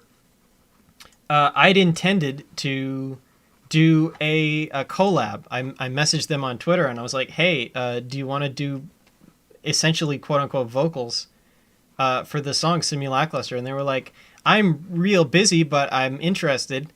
And then they never got back to me. So I don't know what the hell I'm going to do with the instrumental part of Simulacluster. But hey, let's listen to it. Why not? What's the easiest way to set that up? Oh, I also have FL Studio open because I know that at some point I'm going to get bored and I'm going to want to make music. So I have that just like ready with a breakbeat. So that's ready. Or was I? Oh yeah, I was showing old albums. So Minaret, Oceans of Sound. All these ones, like 4 to 10, are just like junk. Like there's nothing worth listening to here. Literally the only song from before like maybe 2013 that's worth listening to is my remix of the Skate or Die 2 theme song. And that's kick-ass. I'm pretty sure people have heard that one.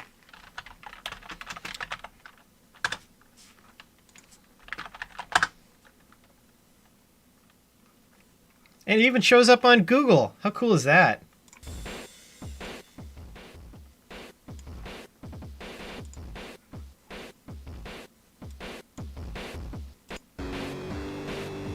This song is, as I said, it's a remix of the Skate or Die 2 theme. And for some reason, I don't know why, it has 6,000 views. What the hell? Why is this, like, magically so searchable? This has like more views than anything else on my channel, and I don't know why. Like it's good, but like I don't know. Oh, good, you can see all of my thing. How do I view a subscriber? View, no, I don't know. There's like a thing you can type in the URL to see a subscriber. Whatever, you can see my unlisteds. Oh no, my unlisted videos on YouTube. Whatever will I do that people see them? The horror. It's not like you can watch them. Why do I care? Where is the remix? I remixed it. There it is. The 2016 VIP. VIP means variation in production. It basically means I remixed myself. I remixed it and tried to make it like sound like actually good. And 400 views. Nobody cares. They want the original, even though the original has like shit mastering and like kind of trails off at the end. So I don't know why people like that. I don't know why Skate or Die is popular, but it is, so whatever. Accidental hit that I can't replicate because I think it sucks. It doesn't suck. It's just not great. And then I have albums where I was like, this is the best thing I've ever written. And then nobody cared about it. Like Black Hole Heart. I worked real hard on this, but like people, they don't care about it. What the fuck? Listen to the music that I want you to listen to. Oh boy, we got 4 people watching. We lost one. Someone couldn't handle the fact that I'm completely incoherent and talking about nonsense, and probably also the fact that this stream is 360p, 15 frames a second. Because my internet is terrible. I need to get better internet, but I don't know how. Canada's internet generally sucks. Like, on a global scale, the internet that Canada gets is, like, considered to be extremely subpar for our GDP. Like, even the States, which, like, is... there's a big divide between people who have it and people who don't have it, like, generally, economically. Like, even there's places where the internet is really good. Like, there's places where the internet is really bad, but on average, their average is way higher than ours. Like, even in Ontario, which is the United States of Canada, the internet, like, the fastest internet you can get is, like, 10 gig for, like, $1,000 a month for, like, a super professional business. Like, there's places in South Korea where you can just get that as a normal business, as a small business, for the equivalent of like $400 a month. What the hell? Come on, Canada, invest in your internet. So yeah, that's why the stream looks like garbage. If anyone wants to buy me better internet, feel free. Also, shout out to the green screen. By the way, this is a green screen. I don't know if you noticed like that there's a green screen, but yeah, I bought a green screen. Green screens are cool. Also, it feels like weirdly nice, like with like white and black like backdrops for photography. You touch them and you're like, oh god, it's like insulation. It's terrible. It's all rough because they want to make them matte. This is like nice to like touch, which is weird. I wouldn't expect that from like a film background. Oh boy. What other lore? What other lore is there? I don't think there's other lore. We're done with lore. Back to stuff that's super old. What's this? Oh, actually, hang on. Okay, so remember when I said there was like nothing good from like back in the day? Egypt exploration is good. And I think sewer level is also good. So this is in like 2014. I was like, okay, let's I want to make some songs with Fami Tracker again.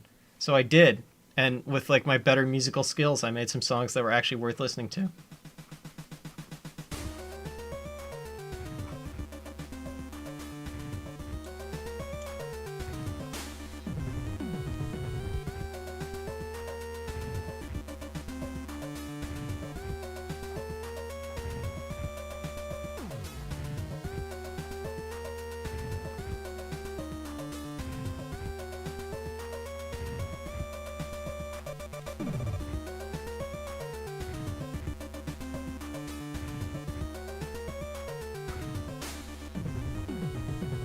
Why is it not showing the...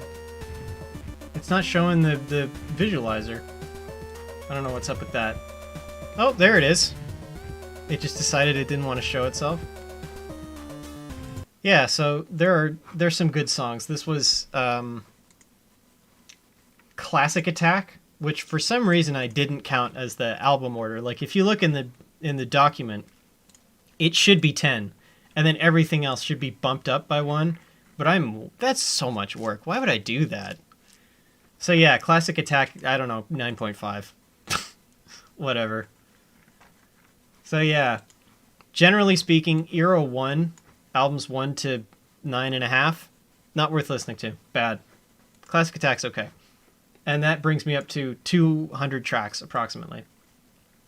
Then, Era 2, I was like... So, in Era 1, I was using SoundCloud, and I was like, man, it sucks that I have to, like, delete old tracks to upload new ones. What if I made YouTube videos instead? So then I did that for a while. And I did that for 48 tracks, and had, like, a different, like, cover art. The problem with that is, as you remember, my internet is hella slow, so it took ages to render videos and upload them. And I was like, this is so much work. I don't want to do this. I'm lazy. So that was 2013 to 2014 that I uploaded on YouTube. And it only took a year for me to be like, this sucks. I want to do a different thing. And in 2014, I made myself a Bandcamp. I was like, yeah, this is great. I can upload as many tracks as I want, and it's just audio, so it doesn't take 8 million years. So yeah, that's when I started the Bandcamp, and that was album 13, Contro Prima. And you can think of that as the start of things that even get close to matter. Like, stuff in 2017 and onward, Audiomatic, that's stuff that's good, but, like, stuff before 2014 doesn't even matter. Like, don't engage with it. It's not worth your time. These are you can if you want, and then these are you should. Yeah, old stuff sucks. Hey, does anybody want to hear the very first song I made? You probably don't. Here it is.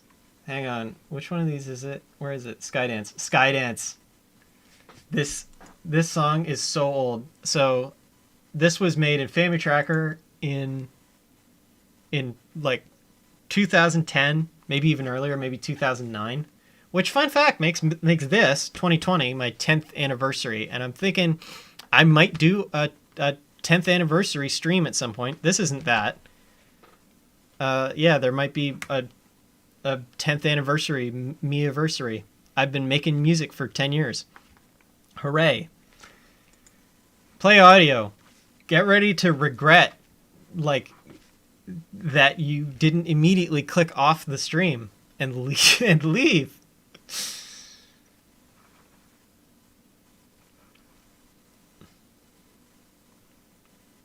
Hello? There it is.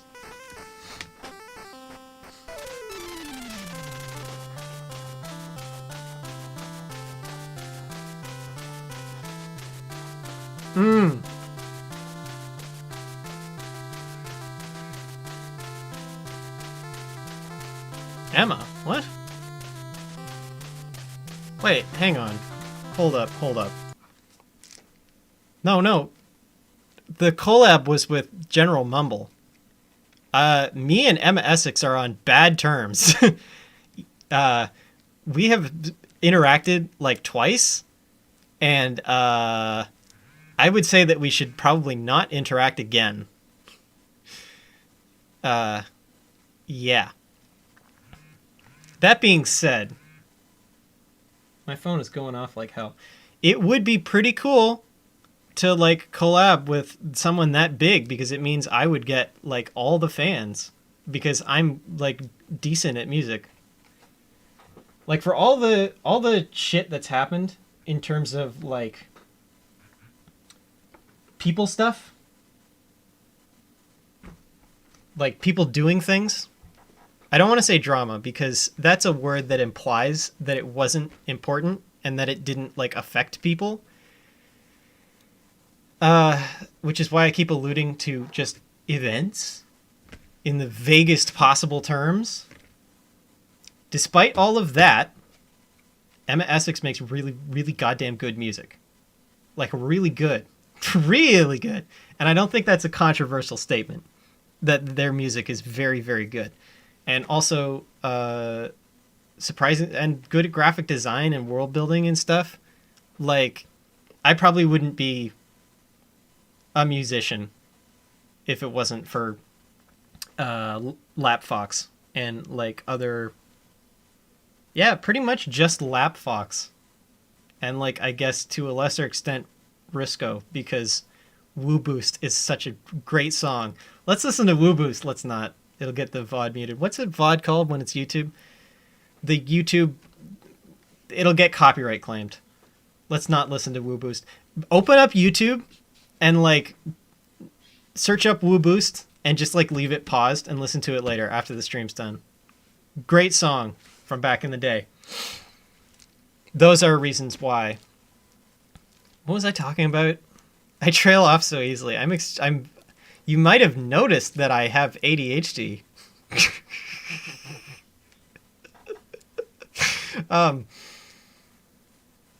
The idea of collaborating with Emma Essex. Morally, it's fraught, but it would be a huge boost to like sales. So yeah, it's kind of a question of capitalism versus like personal responsibility. But yeah, the collab was supposed to be with General Mumble, not with Emma Essex. I honestly, I don't think that she would give me the time of day at this point. It'd just be like, yeah, no, go back to being blocked, shithead. And I would be like, oh, yep, that's what I expected. So that's that. What did you think of Skydance? Spicy tuning! Yeah. That's the first song I made, like, ever. And it's so bad. And it was 10 years ago. And I've gotten so much better. It's good to look back on things you did that were terrible and be like, wow, the things I do now are good. Especially in comparison. What's some other gems here? What's chordal techno? I don't even remember like half of these. Play audio. This is a trip down I don't remember Elaine. Why is it taking 8 million years to buffer? Streaming consumes upload bandwidth, not download bandwidth.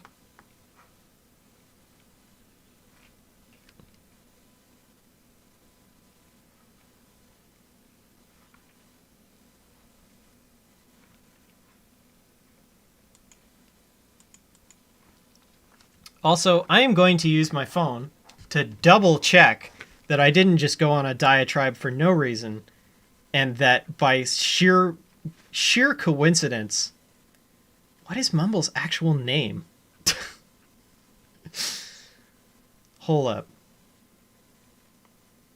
Looking through my personal messages. Oh yeah, by the way, if anyone's curious, because I'm the kind of person who just, actually, you know what, I shouldn't. I was gonna give out the of the artist who was like, I don't want to do Exophorium cover. But no, that's kind of a dick move. I'm not going to do that. That's a dick move. I'm not going to do that. Here we go. What is Mumble's actual name? Mumble etc. .com. Com with an L. Oh no, wait, that's the wiki. Oh, the wiki. Hang on. They have a Wikipedia page, I think. Oh, there's chordal techno. Let's find out what this is. Good sample. Good chords. Oh.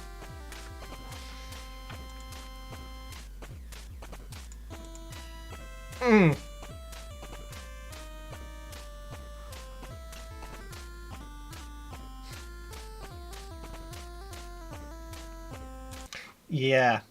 So that's why this stuff isn't public, and probably making it public will be a mistake. Those are songs from my very first album. I don't know. Is stuff from like here? Is there anything good from here? I feel like there's a couple that are like okay. Green Stick? What's Green Stick? Dot Matrix, Take Flight, Time to Zen, Trap Shit, Bright Skies and Good Times. Bright Skies and Good Times, maybe. Probably not. Oh yeah. So that's fun. Oh no, wait, different person. Jeez. That's embarrassing. So there's someone named Dokoro, and also there's a person who has a rabbit persona who was on Odd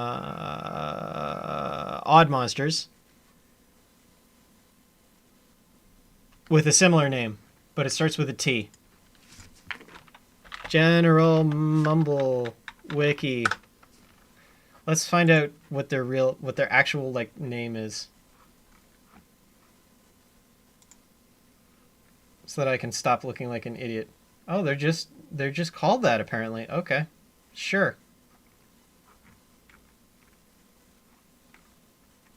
List of artists. Speaking of lists of artists, this is the most confusing thing on earth. Why do you have an alias named Goji when there's also a musical artist named Goji? I guess, but like also, I don't know. Come up with original names.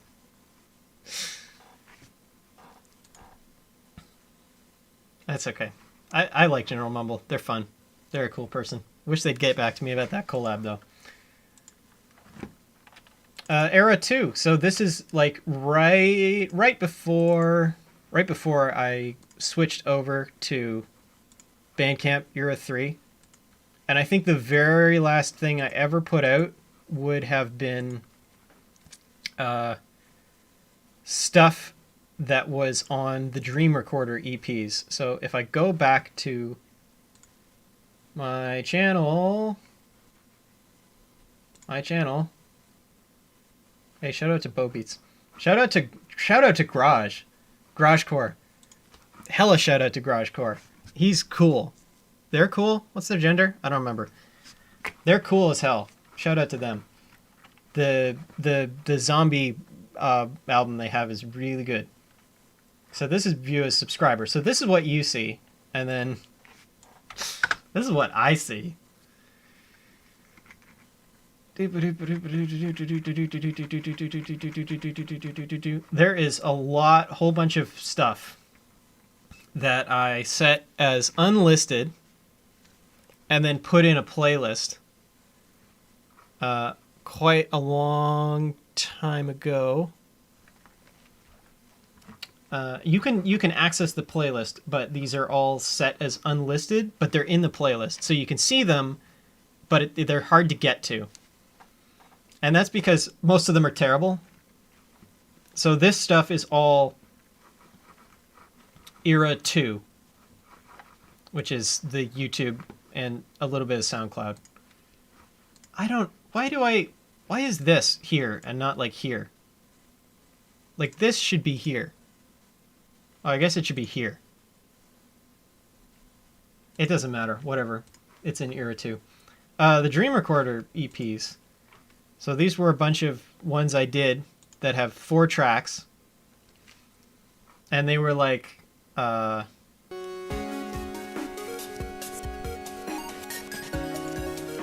there's some good songs on these. There's some okay songs. Like this one's fun. Listen to this. This is okay. This is alright. It's got a little bit of a groove. What else is there in this one, in Volume 1?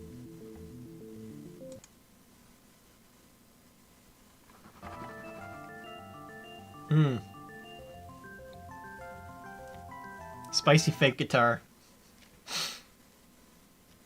Next. Yeah. So a lot of songs from this era have like... They're kind of hip-hoppy. They've got like a slow break beat or like sampled drums and then like just sort of noodling above it. The reason why I don't really... A lot of this stuff I don't consider good is because I did not have a sense of melody. All of my melodies were these meandering, incoherent, kind of like boring messes. And all the tracks I made were like way too long for what they had in terms of ideas. the culmination of which is Tile Soul. Like this is 12 minutes of just nothing. Thank you, Caro. Happy how many anniversaries are you on? You're like I'm going to take a guess. I think it's 7. Am I right? I'll find out in like 5 minutes because there's that much delay. Yeah, Tile Soul is 12 minutes of just nothing. Like no good ideas. Very few ideas. Very few ideas spread super thin. Like you've got like one knife left in the peanut butter and you're just trying to spread it over like 12 pieces of toast. That's what me from like back then is in terms of sonic ideas. And that's also why my upload frequency is really going down. So you can, I don't know if you can read this. Can you read this? I can't really see. I have to wait for it to update to know if you can read this. But like 2010, 2011, 100 tracks. And that's because it's spread over a huge amount of time. And I wasn't really, music wasn't like my focus. I mean, I didn't really have a focus. I was a baby, a tween, as they say.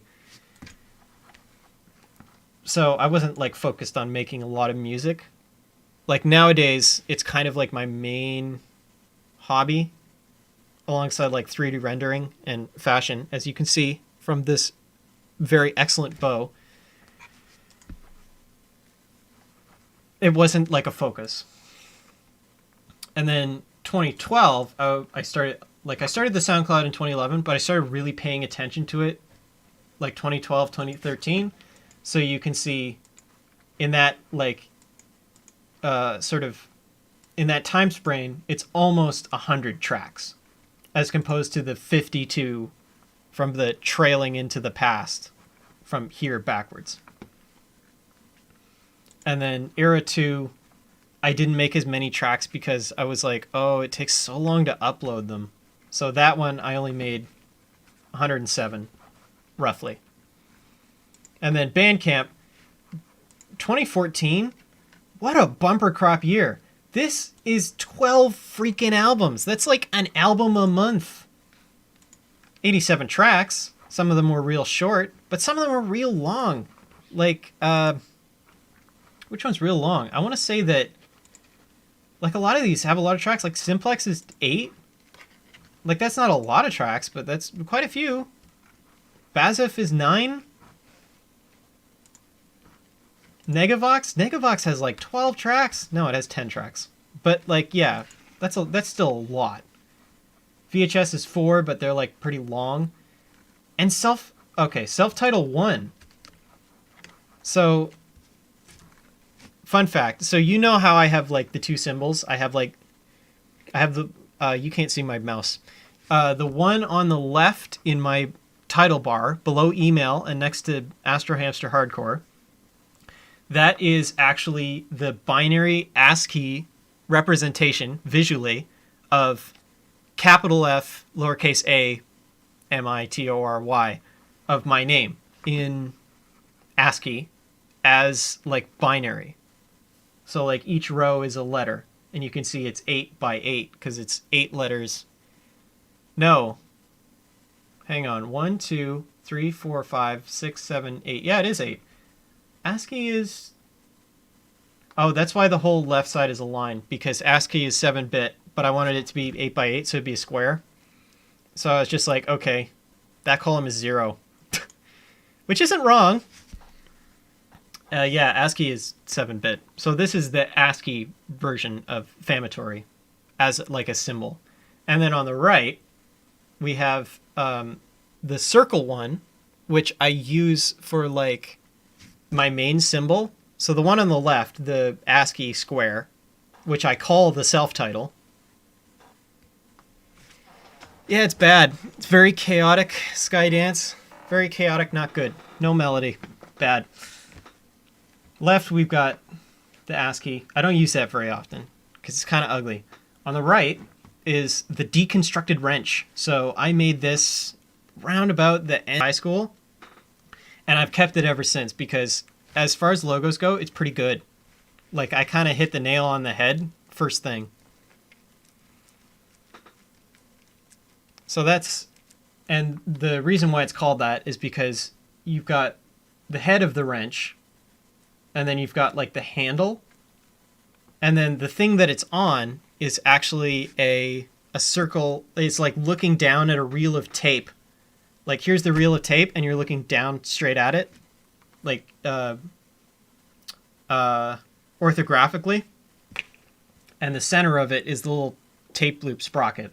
But if you look at the head of the wrench, the sprocket in the middle, and the handle, it's an F for famatory. Oh, did I ever explain? I should have mentioned that while I was going through the album 1. The reason why I'm called famatory, it's short for Famicom Factory, because I made chiptune originally. Albums 1 to 3 were chiptune, made on Famitracker. So that's the origin of my name, and it is absolutely completely inaccurate at this point. But I don't know, I use it for everything, so it makes sense, I guess. I'm not going to go through a rebrand to come up with a better name. There's so much work. It's good enough. It's a good enough name. And in the center here, the Famatory logo type, which in retrospect kind of looks like Metal Gear Solid. This thing. I'm proud of this. I'm proud that I made that. The Famatory logo type. That thing was like work to make. And fun fact, the way that I made it, I'm like not good at vector programs. So the vector program that I use for doing vectory things is FontForge. It's a program that's made for making fonts. And what I do is I just take the letter X and I do my entire vector in it. And then I save that as a font and put it where I want the vector and type the letter X. Woo! What a workflow. So that's how I do vector art. And that's how I did this Famatory thing, the logo type. And that's actually based off of the font from Hypercolor Simulacrum, which is a custom font that I made also in FontForge.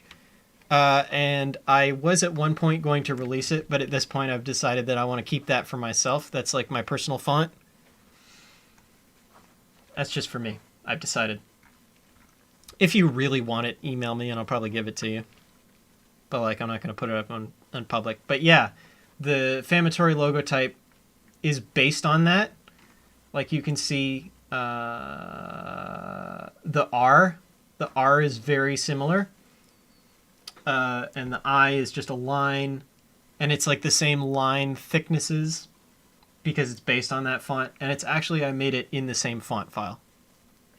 And this went through a whole bunch of iterations. Let me load that up. Let me see if I can find it. FAMI.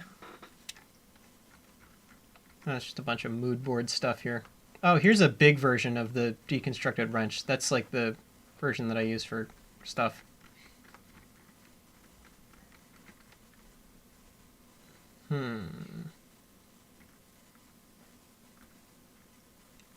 Here it is.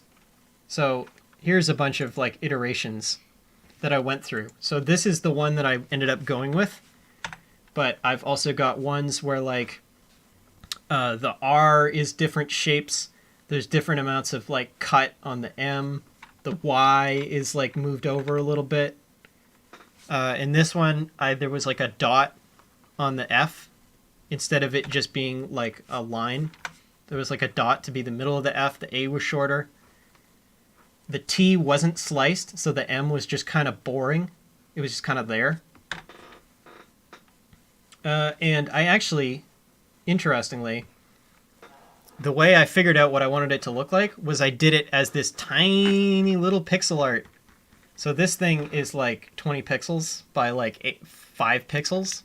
And that's how I decided how I wanted it to look like. I played around with that. And you can see it looks different than the final. Like the M is a weird shape. And the T goes all the way across and the R isn't split. So all the way from that, what's this? Ah, that's not what I wanted. Jesus. So like a design process, decided on the A, decided on the R, and then this is the final. So that's my logo type. Go away, AVG. And I'm proud of that. And I made that, I don't remember when. I probably should have looked at the date modified on the picture, but I don't care at this point. Yeah, that's my logo type. Proud of that. Wow, I've been streaming for 2 hours. Cool. What else? What else is a cool thing I can talk about? Era 1, Era 2, Era 3.0, Era 3.1. Oh, studio rebuild. Scroll up so you can see that. I am in the process of completely rebuilding my studio because I've got a new computer. So my original computer, Tile Soul, XP machine, wrote albums like 1 to 10 question mark on that. No, I remember it was 1 to 13 because the track Tile Soul is the last that I made on the computer Tile Soul. And that's why I call it that. So that's the last track I made on it before I retired it and got the computer that came after it, which I call the Beloved Miracle Machine, not to be confused with the Beloved Miracle Machine, which is in the lore. This is just, I call it that because it's a computer and they need names. So that I had for quite a while. That was 2014 to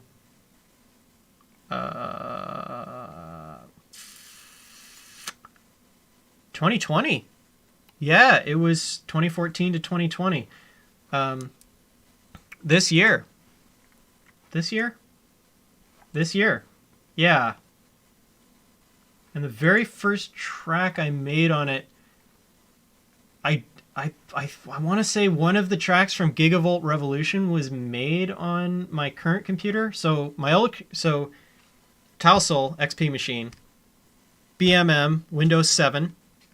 That's like a huge span that I had Tile Soul for, or that I had BMM for. Now my new computer, which is Windows 10 and has like decent hardware, which I call the Anachronist. I think the first track I made on that was something from Gigavolt Part 1. Maybe Cybersword. Maybe Cybersword was made on it. Maybe Scenario Type. One of these, I'm pretty sure, was the first track I made on Anachronist, because transferring licenses for VSTs is so much work. Oh my gosh, you'd think they'd make it easy. Like, some things are easy. Like the native instruments, that was pretty easy. I just installed Native Access. I transferred those over.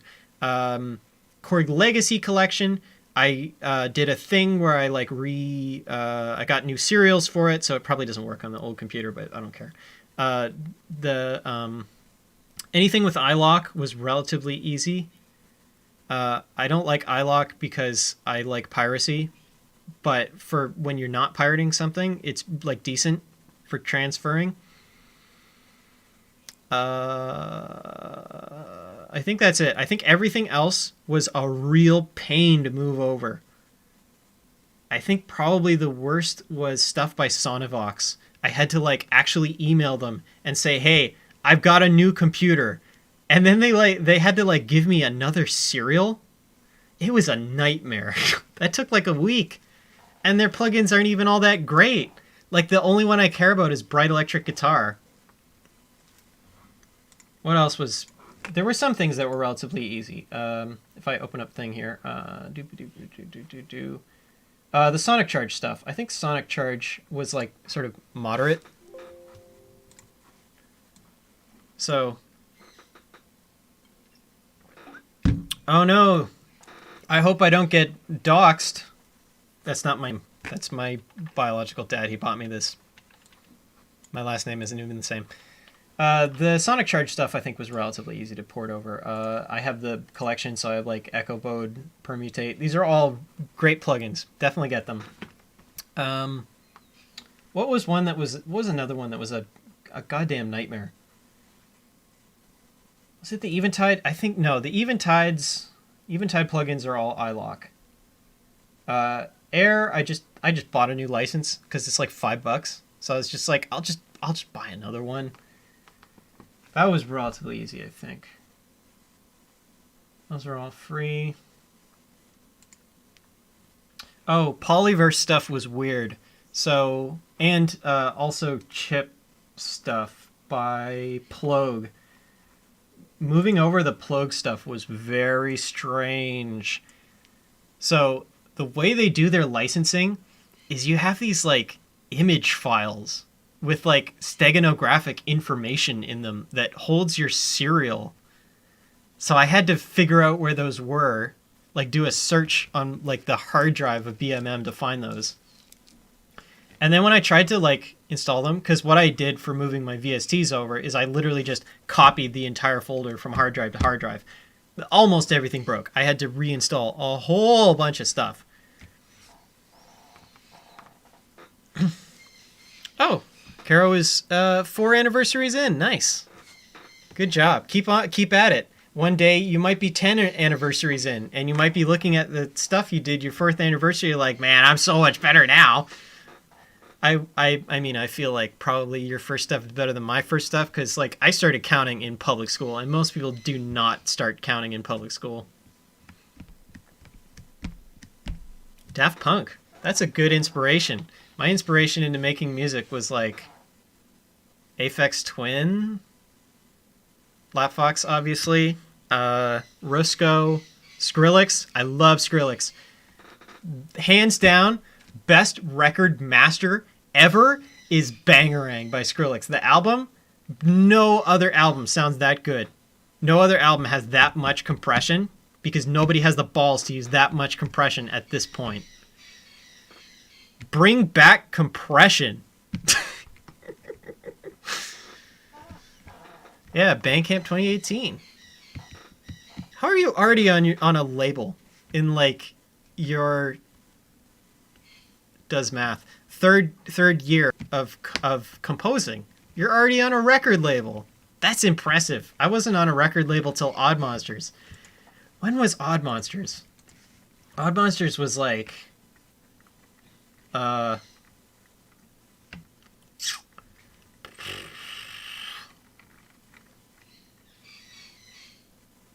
2016, 2017, 2017.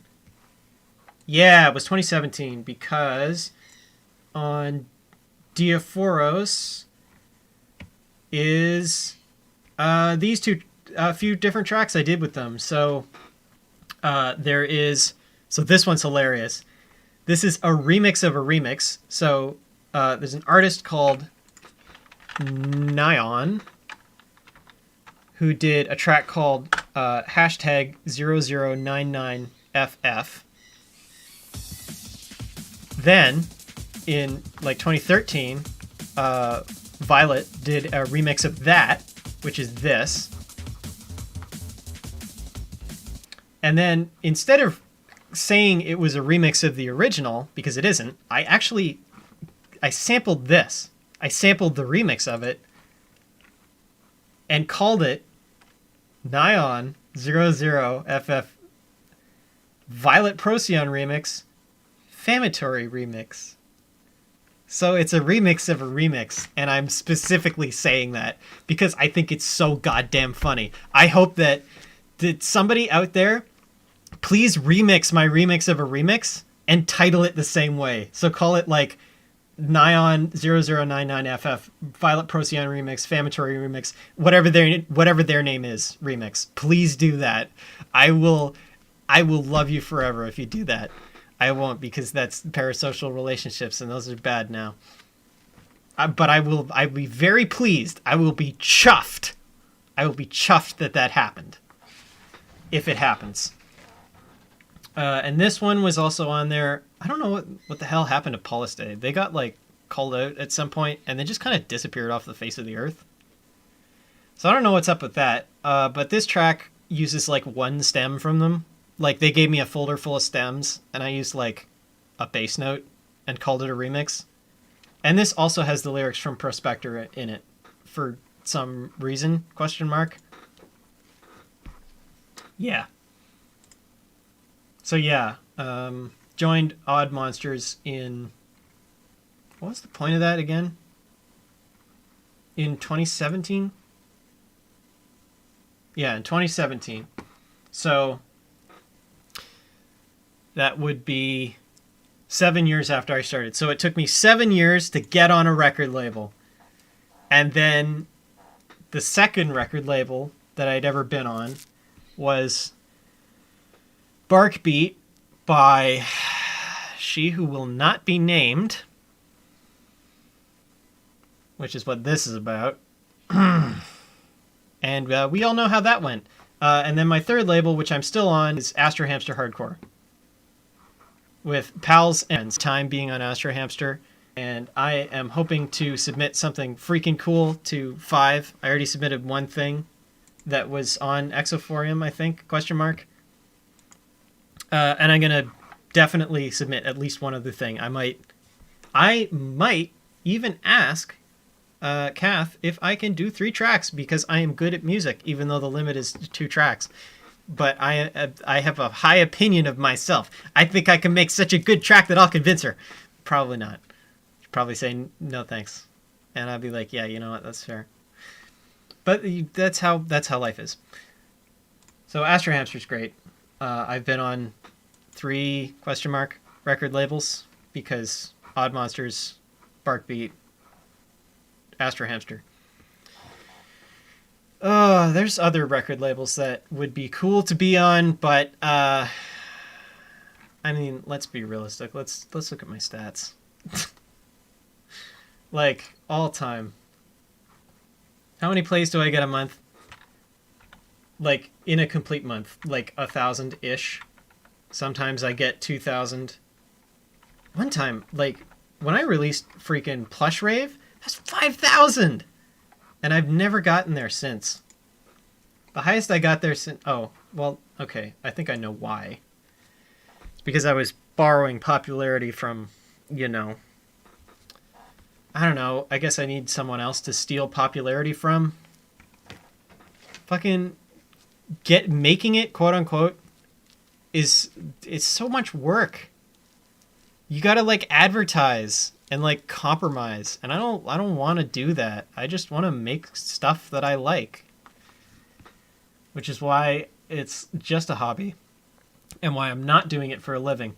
And my advice generally is pick something you love and don't monetize it. Like, don't make it a career, because you will stop loving it. Pick something that you can do that you don't hate and have that as your career, as like your second thing. Don't do the thing you absolutely love as a career, because 9 times out of 10, it will go very badly and you will start to hate your passion. And that sucks when that happens to people. So don't follow your dream. Follow your second choice, and then that will allow you to do your dream in your spare time. That is my advice. And yeah, again, disc name, bestseller. I've made exactly 1,300 in 10 years. That's $130 a year. That is like... There are third world countries where people have better incomes than that. So yeah, it's not like I'm getting rich off music or anything. I just monetize it so that I don't have to pay for free download credits. Oh yeah. That's why. Also, while we're at it, sources. Go to your Bandcamp and click on sources. There's some like weird stuff happening here. Like if you go to a random day, hang on, all times. All. And you scroll down, you will find strange things. Like there's one where let me see if I can find it. There's one where what do you call a house designer? Architect. Some like architecture. Some random architect like liked my music and like posted it to their no followers. It's really interesting. You can like, police drone crashes into police. Tumblr.com. Rivalgeddon. Trans girl music at tumblr.com. Whole bunch of Tumblrs. Furphobia. What a name. Yeah, there's a lot of Tumblr actually, now that I'm looking at it. But I remember there was a weird one. What's this? What's this embed? Am I going to get a virus? No, it's just not going to work. Pog.card.co. What is this? Oh, cool. It's someone's...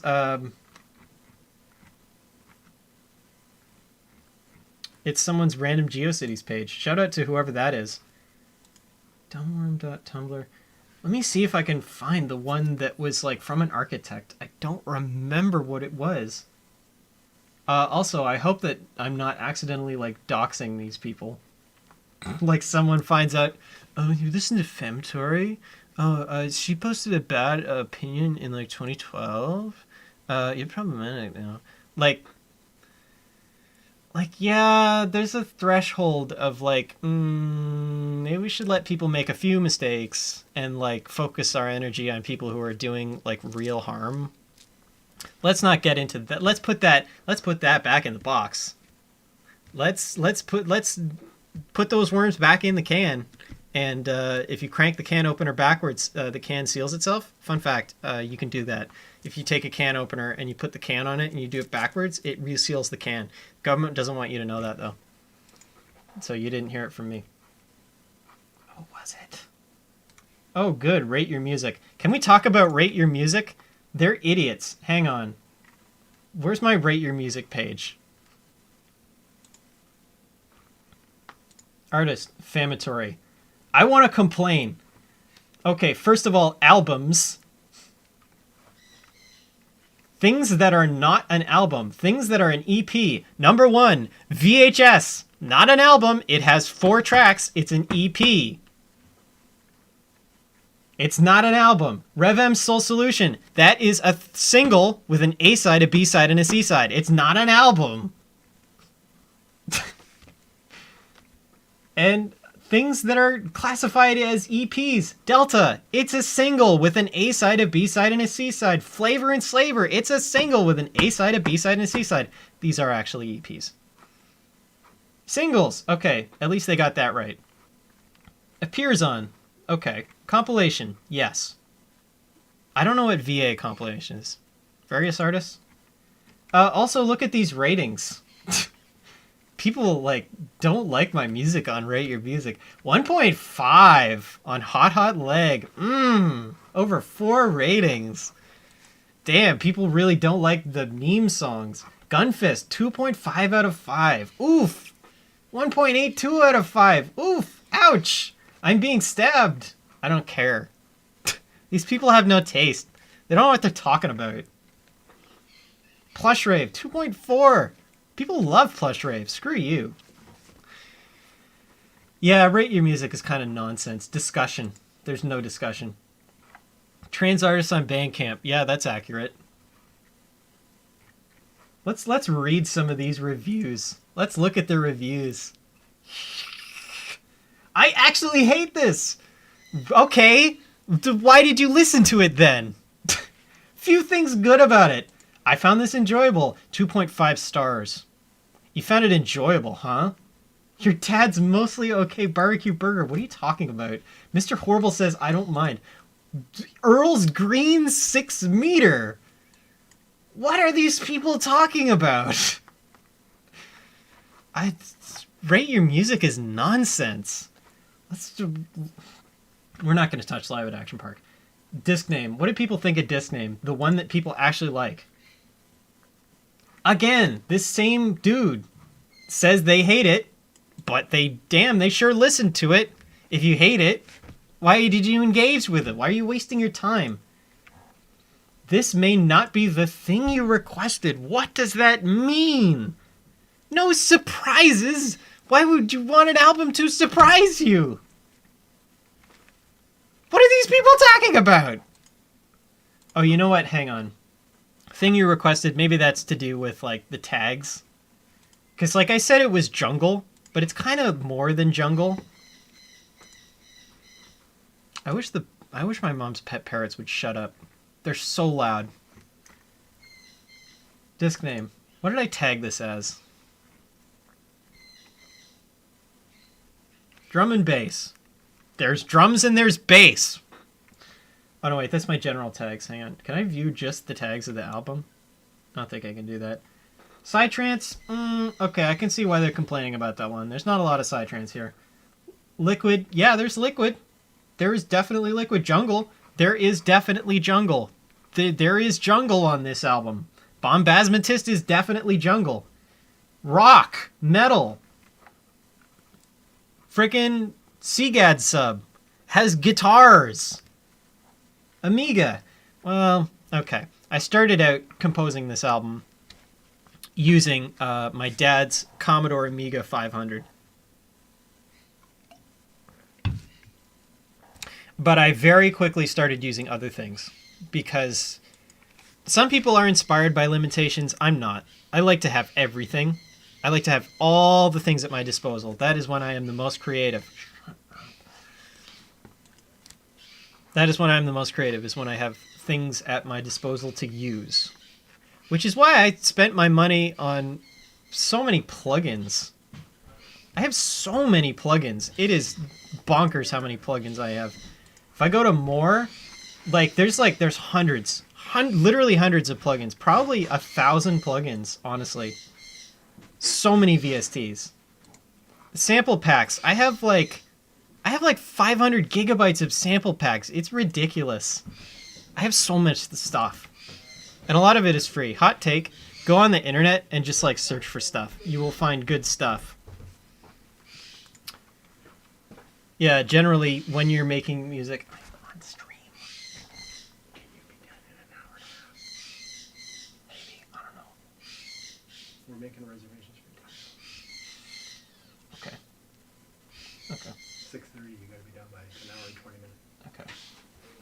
All right, apparently I am to finish at 6:30 because there will be taco dinner, which, yeah, tacos. Shout out to tacos. Shout out to food that tastes good. Can we get some poggers in the chat for food?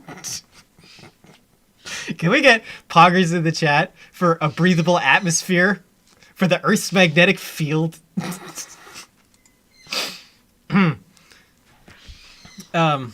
Yeah, there's jungle. Happy hardcore, less so. I don't know. Let's look at the reviews for Gunfist. What do people think of Gunfist? One person, whatever. If you didn't like it, why are you posting about it? Really? You had a neutral experience, and it was so neutral that you just had to share it with the world. Everyone has to know that I don't care about this thing. It's important that they know that I'm apathetic. Why? Why do people do that? What for? What purpose does it serve? Yeah, if anyone wants to go on Rate Your Music and write some reviews that are actually useful to anyone, please do that. What do people with a big black hole heart? This same person. Okay, you know what? I don't think this person's real because they have the same review of everything. And it's all the same, 0.5 stars. And it's the exact same text. There's no change in capitalization. I think this person's a bot. Whatever. Who's the other person? Oh, they didn't write about it, apparently. Okay, cool. Go on Rate Your Music and write some actual reviews that are actually useful to people instead of this weird, oh, I didn't care about it. 1 stars. If you didn't care about it, why are you writing about it? I'm going to close Rate Your Music. Yeah, apparently, so that exists. Oh, you can't even see it because FL is up. Whoops. Oh no, I'm looking at my preview. I'm so confused. The preview is so far behind, 5 minutes behind. I should buy better internet. I'm bored. Let's make some music.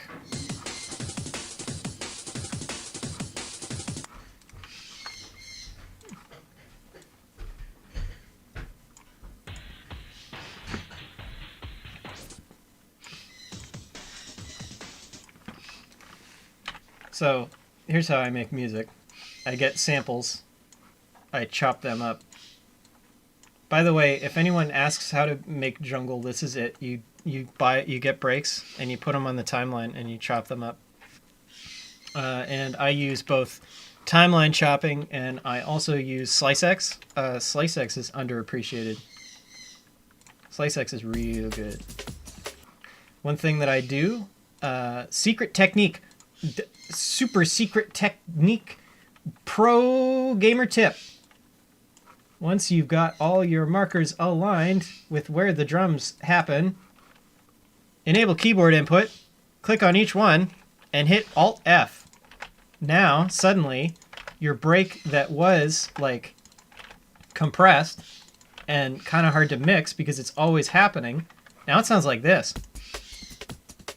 That, like, staccato-ness makes it so much easier to mix.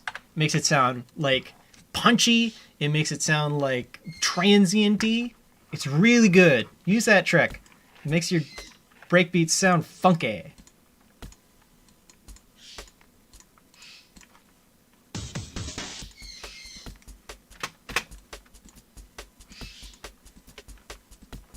Yeah, see, that's funky. And then I put that on a track. What's a good plugin? Blockfish. Let's destroy all our hard work by compressing the hell out of it.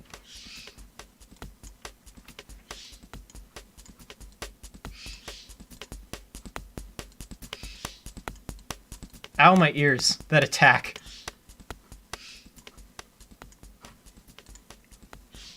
Other hot tip, don't destroy your audience's ears. Clip things. Use a clipper to clip things. Clipping is absolutely, like, underused. It gets a bad name.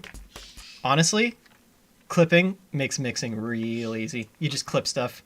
It sounds just as loud, but it isn't, like, peaking for no reason. Like, people are like, "Oh, you can't use clipping in a mix. You gotta use a compressor." No. Use a hard clipper. Clip it. It sounds good.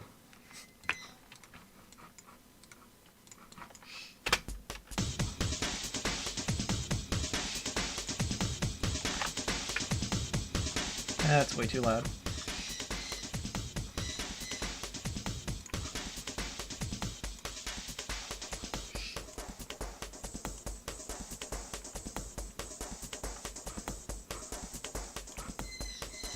Other tip. So there is this guy who makes plugins. You might have heard of him. Chris Air Windows. Absolutely slept on because his plugins don't have GUIs. They use the default GUI of whatever your software is. Which in Fruity Loops, I think this looks good. I like Fruity Loops' default UI. I think it looks good. His plugins are really good. Let's turn the width all the way up. Wider. This is the other one. This is from Polyverse. It makes stuff wide, but it also makes it sound like you've got like a phaser on it. So I don't like it on drums. It sounds good on super saws. That's about it.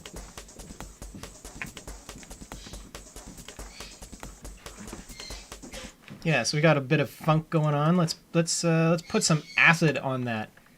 Let's get ABL. Let me plug in a MIDI keyboard. I have a micro Korg that I've used for most of my MIDI entry in the past, but currently, since my studio I'm redoing it, that I can't really use that. So right now, I'm actually, fun fact, in my basement. And if I move the green screen, you can see it's a green screen. Behind me is where I solder things. And over there is like a server rack and stuff. Yeah, this is a basement. This desk is not large enough for me to put down my full... Sorry, not micro Korg. Korg micro key. I do also have a micro Korg. And I almost never use it because the interface kind of sucks. And I don't really use hardware synths. I respect hardware synths. I like the convenience of, oh, it's a plugin. I can load up 15 of them. Like a lot of like, oh my god, have you ever watched Christian Henson's, not Christian Henson, yeah, Chris Henson's YouTube videos? He's like, oh, modern producers, you look at their chains and they've got like 15 plugins on every track. Yeah, that's because it's enjoyable to use a lot of plugins. People who are hardware purists are like, oh, if you can't get by with like 2 equalizers and an Alesis microverb, you're not good at mixing. No, it's because I want to have fun. It's fun to mix with a whole bunch of plugins. And that's what they don't get. That it's called playing music because you're having fun. Inventing money was one of the worst things humans ever did, because anytime you attach money to something, it instantly like is less good. Especially things like art, which are devalued by being given monetary value. License to Union. What? Oh, right, because I haven't paid for this. This is ABL2. Great plugin. You probably already know it if you make any kind of hardcore fusion, because I don't know, what's the alternative? I guess you could buy the really expensive Rolling Cloud one. I think there's also one that has like distortions built in. Nah, this is all you need, because the sound of Acid, it's a little bit this and it's a little bit this, but mostly the sound of Acid is this. Is processing the hell out of the TB303. Just like, oh, throw a citrus on it. Throw a gratifier on it. Let's go down to the distortions. Let's grab a sledgehammer. Actually, let's not. It sounds kind of bad. What's the other one? Distortion. No. None of this. These distortions aren't actually good. Fuzz. Fuzz is okay. Yeah, you throw it on. You crank up the gain, you crank up the presence, you crank up the treble, you crank up the bass, you crank up the everything, you don't crank up that.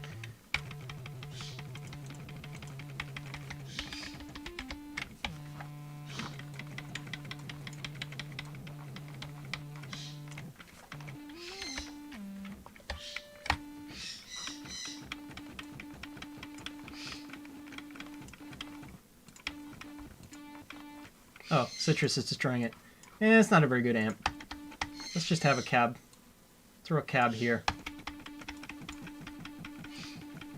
Mids, bass, clean, gain, less gain. Yeah, that's how you do Acid, is just, you have your TB303 and you get, like, you don't have to use Guitar Rig. I like Guitar Rig because, fun fact, Guitar Rig is an entire digital audio workstation.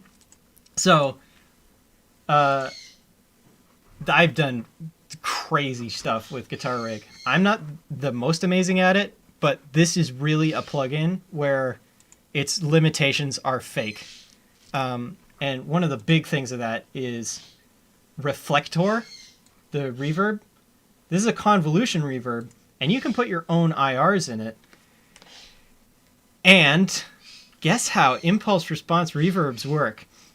The math is actually a little different to make it efficient, but you can imagine that what it's doing is, okay, so you get in, the audio is this level at this time.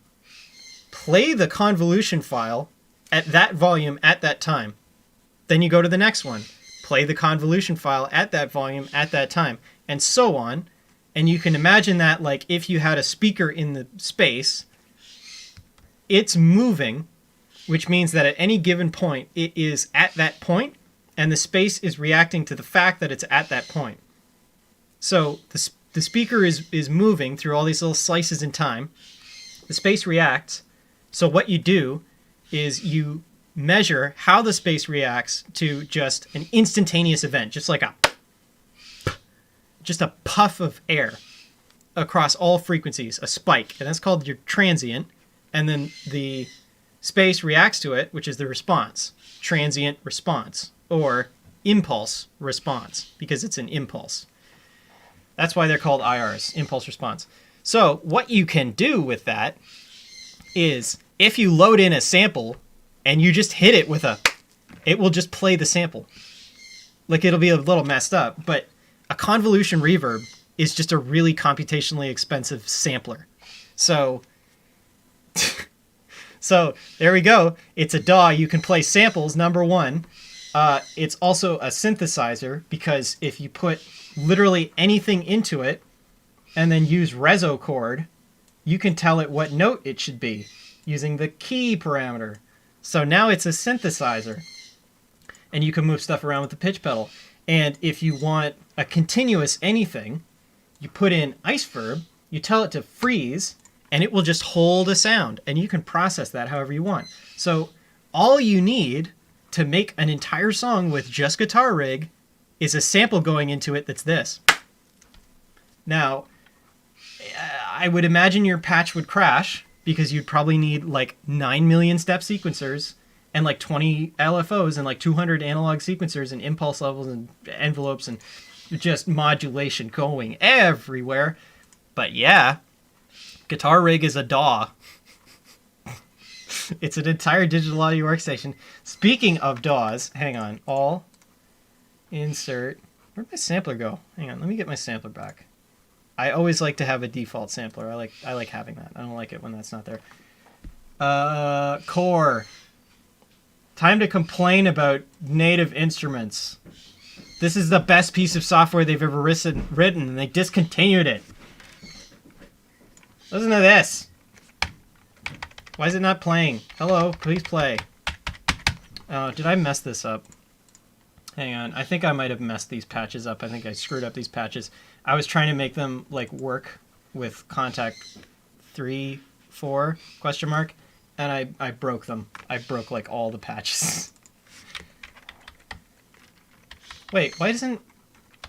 Oh, no. Did I break all the patches? Okay, I'm going to have to reinstall Core. Let's try Core Player. Let's see what Core Player thinks of it.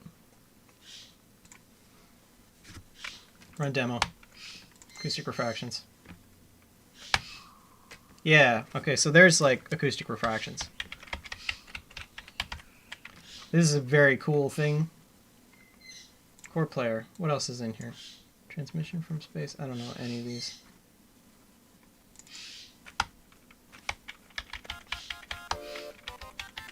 So what this is it's like native instruments. It's kind of like Machine, except Machine is way worse. This is the better version of Machine. The modern equivalent would be Plugin Guru Unify. So it comes with the Native Instruments plugins built in, and you can also load in your own plugins. You can, okay, you can't see it in Core Player. Let me replace it with Core. You can load in your own plugins. It's got this whole, there it is. It's got this whole thing. So you have like sources, and you can have up to 7 in a patch.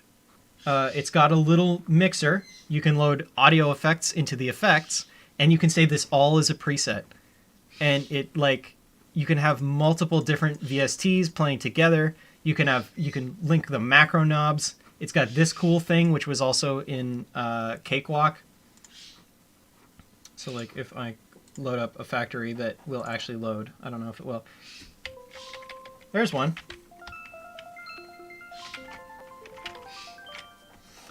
This was also in Alchemy, which unfortunately was also discontinued. Well, not discontinued, it was bought by Apple, but you can't get it as a VST anymore, and that sucks! This thing is so cool. I wish more synths had this, like, multiple things. So what this is like, you can say, okay, A has these settings, B has these settings for these knobs, C, D, whatever. And then you morph between them, and it moves the knobs between where the knobs were. Why did they discontinue this? It's probably because it was hard to maintain, because, like, anything that loads other people's plugins is always going to be a nightmare to code, because, like, you have to do all of the work of building a DAW, and then, although this is standalone, it's not a full DAW, so a limited number of people will want to buy it. Also, Core was kind of expensive. I have the controller for it. I don't know if you could get it as just software. I think you had to buy the controller, but it was like $1,000 back in the day. Like it was the price that a machine is now in like 1990s money. So like $1,000, but that's equivalent to like 1.5 grand now. Anyway, fantastic plugin. And it like has all the presets for like Absinthe and Massive and stuff in there. It's really good. I recommend going on Reverb and not actually buying this. It's not worth it. It's not worth the money that people want you to pay. I have it because I'm a sucker. Anyway, I was making acid. Hang on. Let's make that louder. That is too quiet. I cannot hear it.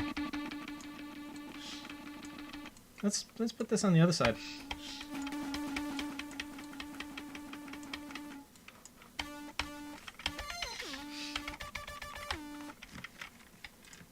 Modulation flanger.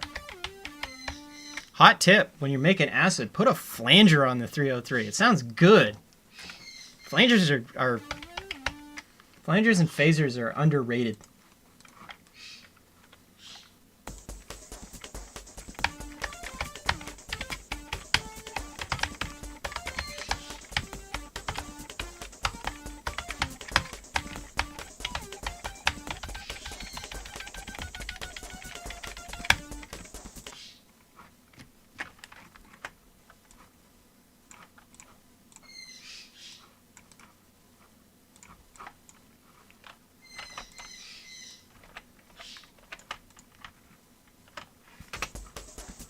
Let's record that. 2, 3, 4.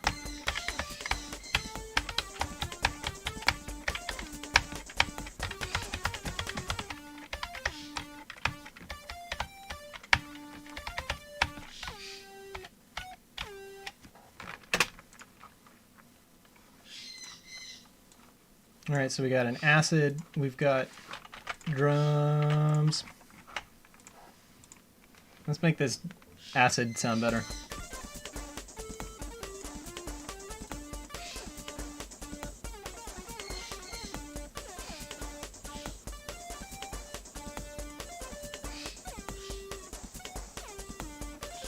Poggers Taco Bell to you too. Oh yeah, that's because I was talking about tacos. Oh man, this stream delay. I've got to get better internet because having this much stream delay makes it real hard to interact with chat. It's like the snail mail, but on the internet.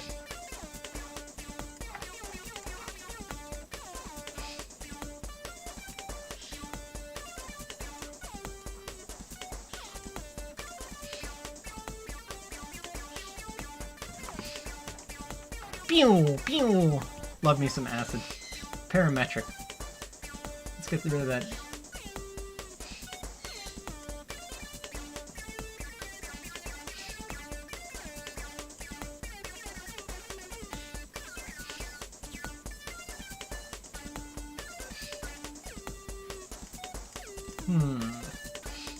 Let's give this an octave.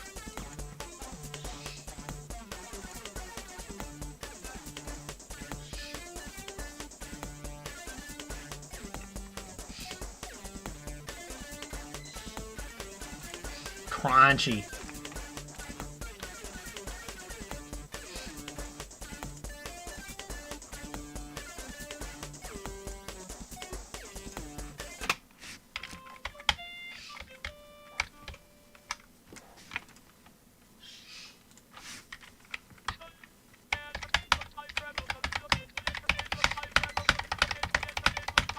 Hot tip. Chip speech, actually trying to use it as a speech synthesizer. You can do it, but I think a much better use of it is to just type in nonsense.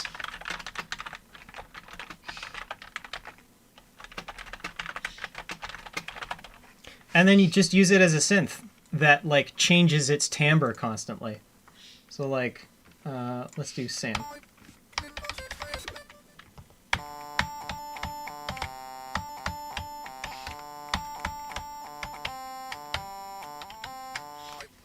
And then like throw a whole bunch of distortion on that. So in disc name, the track CGAD sub, has the synth is going like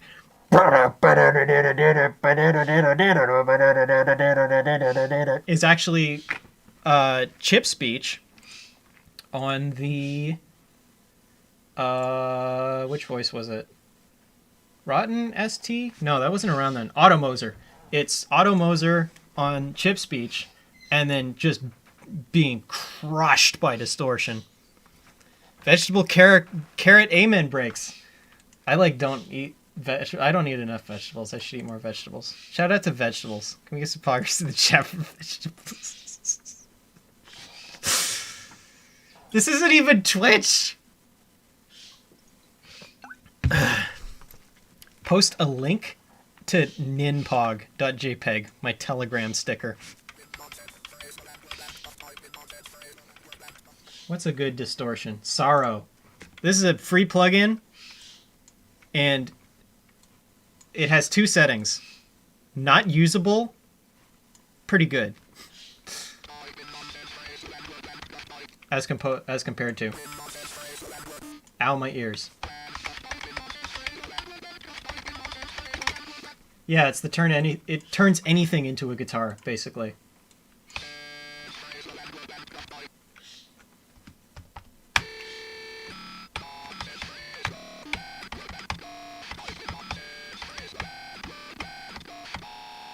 Yeah, so instant dubstep, just Sam on a low octave with sorrow, and you've got like dubstep. 2, 3, 4. What the hell? Was that an extra thing? 3, 4.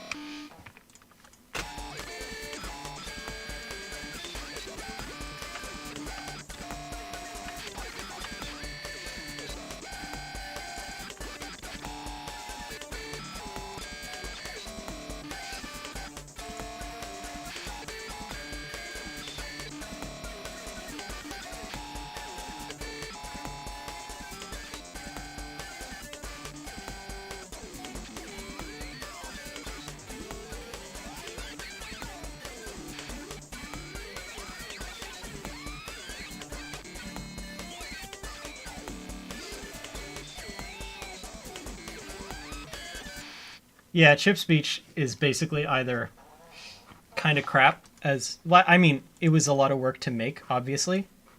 Who made it?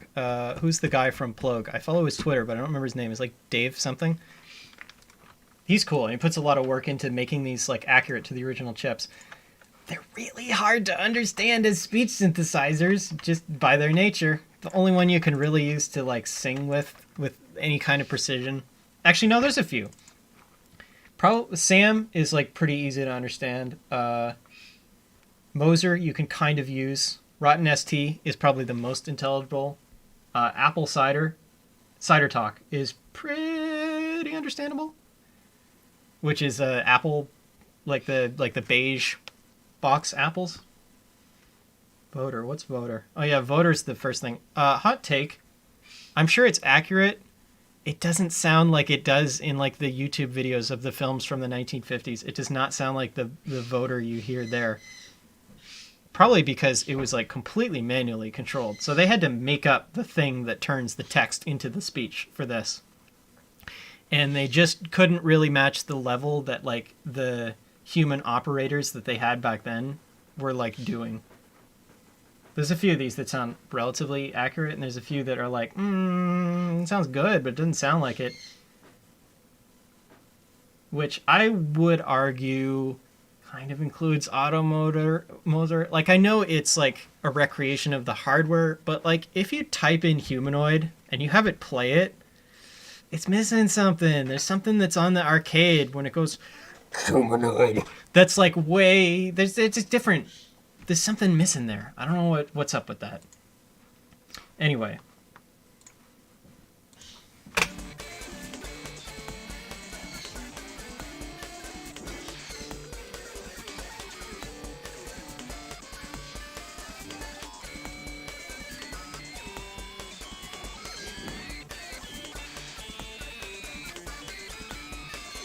But yeah, long story short, Chip's Beach, using it as like a dubstep synthesizer is like a lot easier because then it gets real crunchy. If you like the funky breaks, someone in the house say yeah. Yes. I want a sample pack of that. I want like a person saying like typical rave stuff, like funky people in the house tonight and groove to the rhythm, but like in just the most like uninterested, bored, apathetic voice, just like they hate their life. Like who's the canned peas guy? Orson Welles. I want an Orson Welles saying typical rave sample lines, sample pack in his like Orson Welles voice.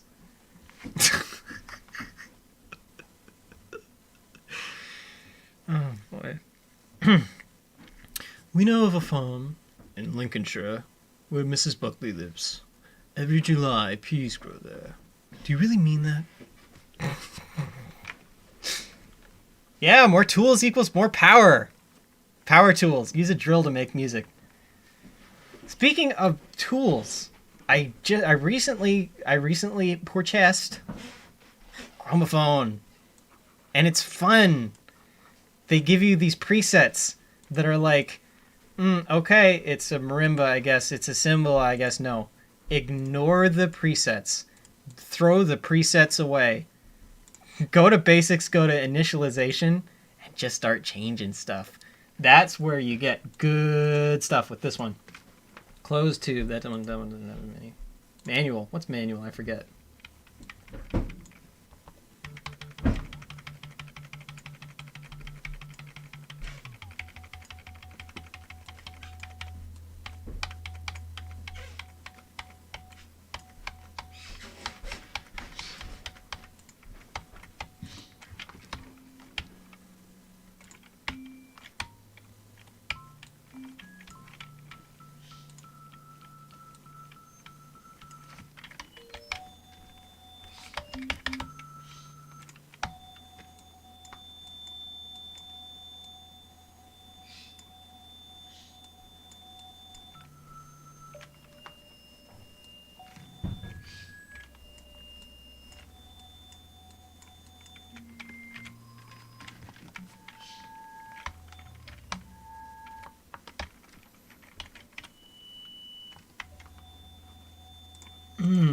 See, that's tasty. Let's put some Echo Bode on that. Let's put some Echo Bode and some compress saturator with some drive.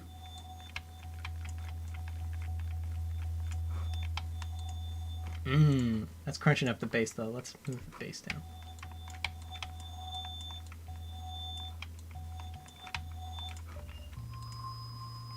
And then let's put Echo Bode on that.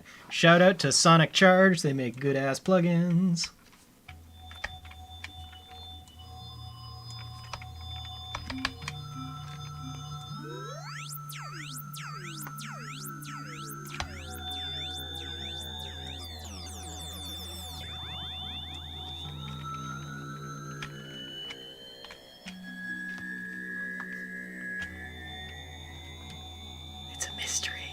It's the mystery sound. Yeah, throw away the presets. Just make cool stuff with Chromophone. I swear I'm not paid to say that. It's just a nice... I like it. It's good. I will say, get it on sale. It's not worth $200. It's worth $100. For, like, I know it was hard to program, I'm sure. But, like, for what you can use it for... it's only worth $100 for like actually using it, which is why I got it on sale. I waited till it was on sale. Let's make some mysteries. Let's move all this over here and make some mysteries.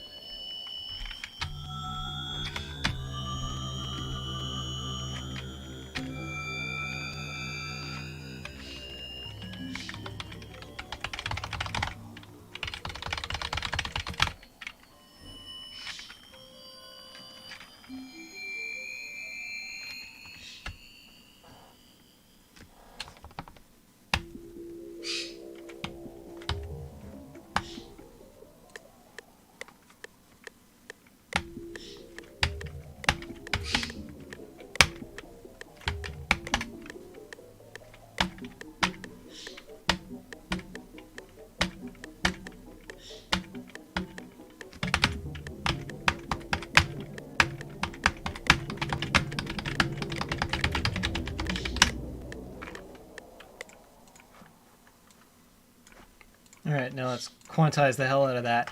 But not this part. Let's leave this part. This part. Right there. Ooh, it's already pretty close. Okay. Select. Quantize. So we have some mysteries. Mystery sounds. The sound of a mystery. And then I want some percussion. Mystery.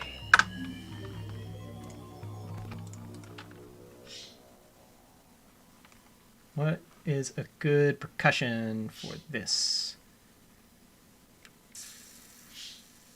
Let's chop something up. That's a tom.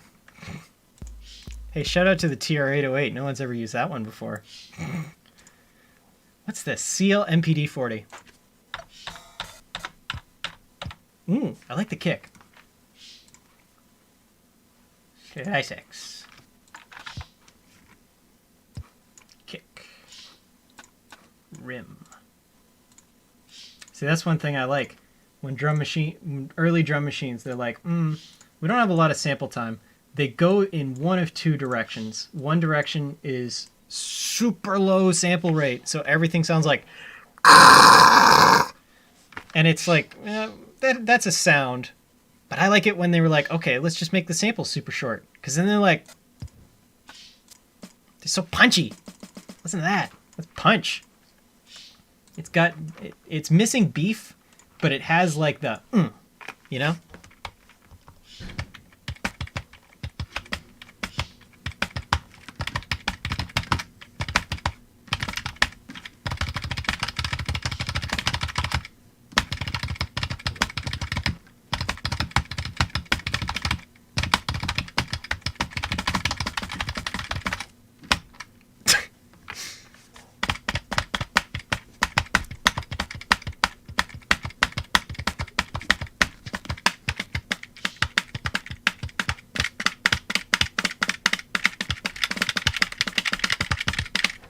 Hot tip, learn how to crab.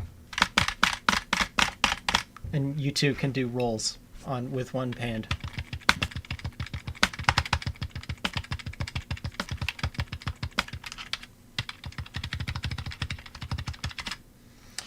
What was I doing? Oh yeah, percussion.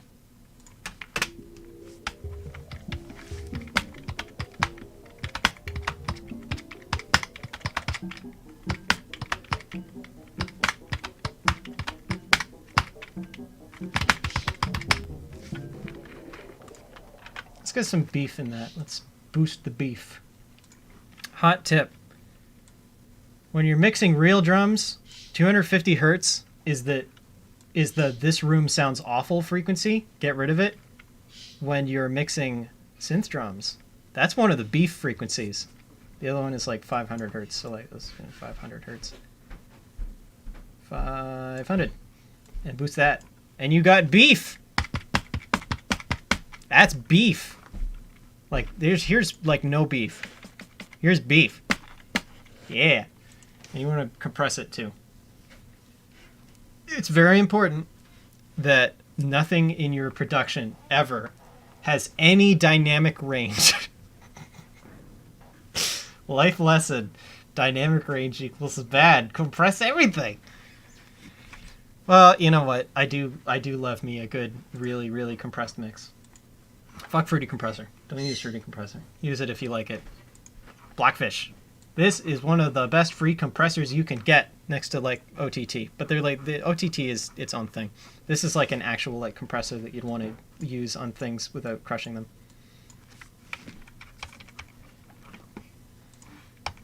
Hello? Why am I getting no sound? Hello? Oh, I'm in the wrong octave. I'm pressing the wrong keys on my keyboard.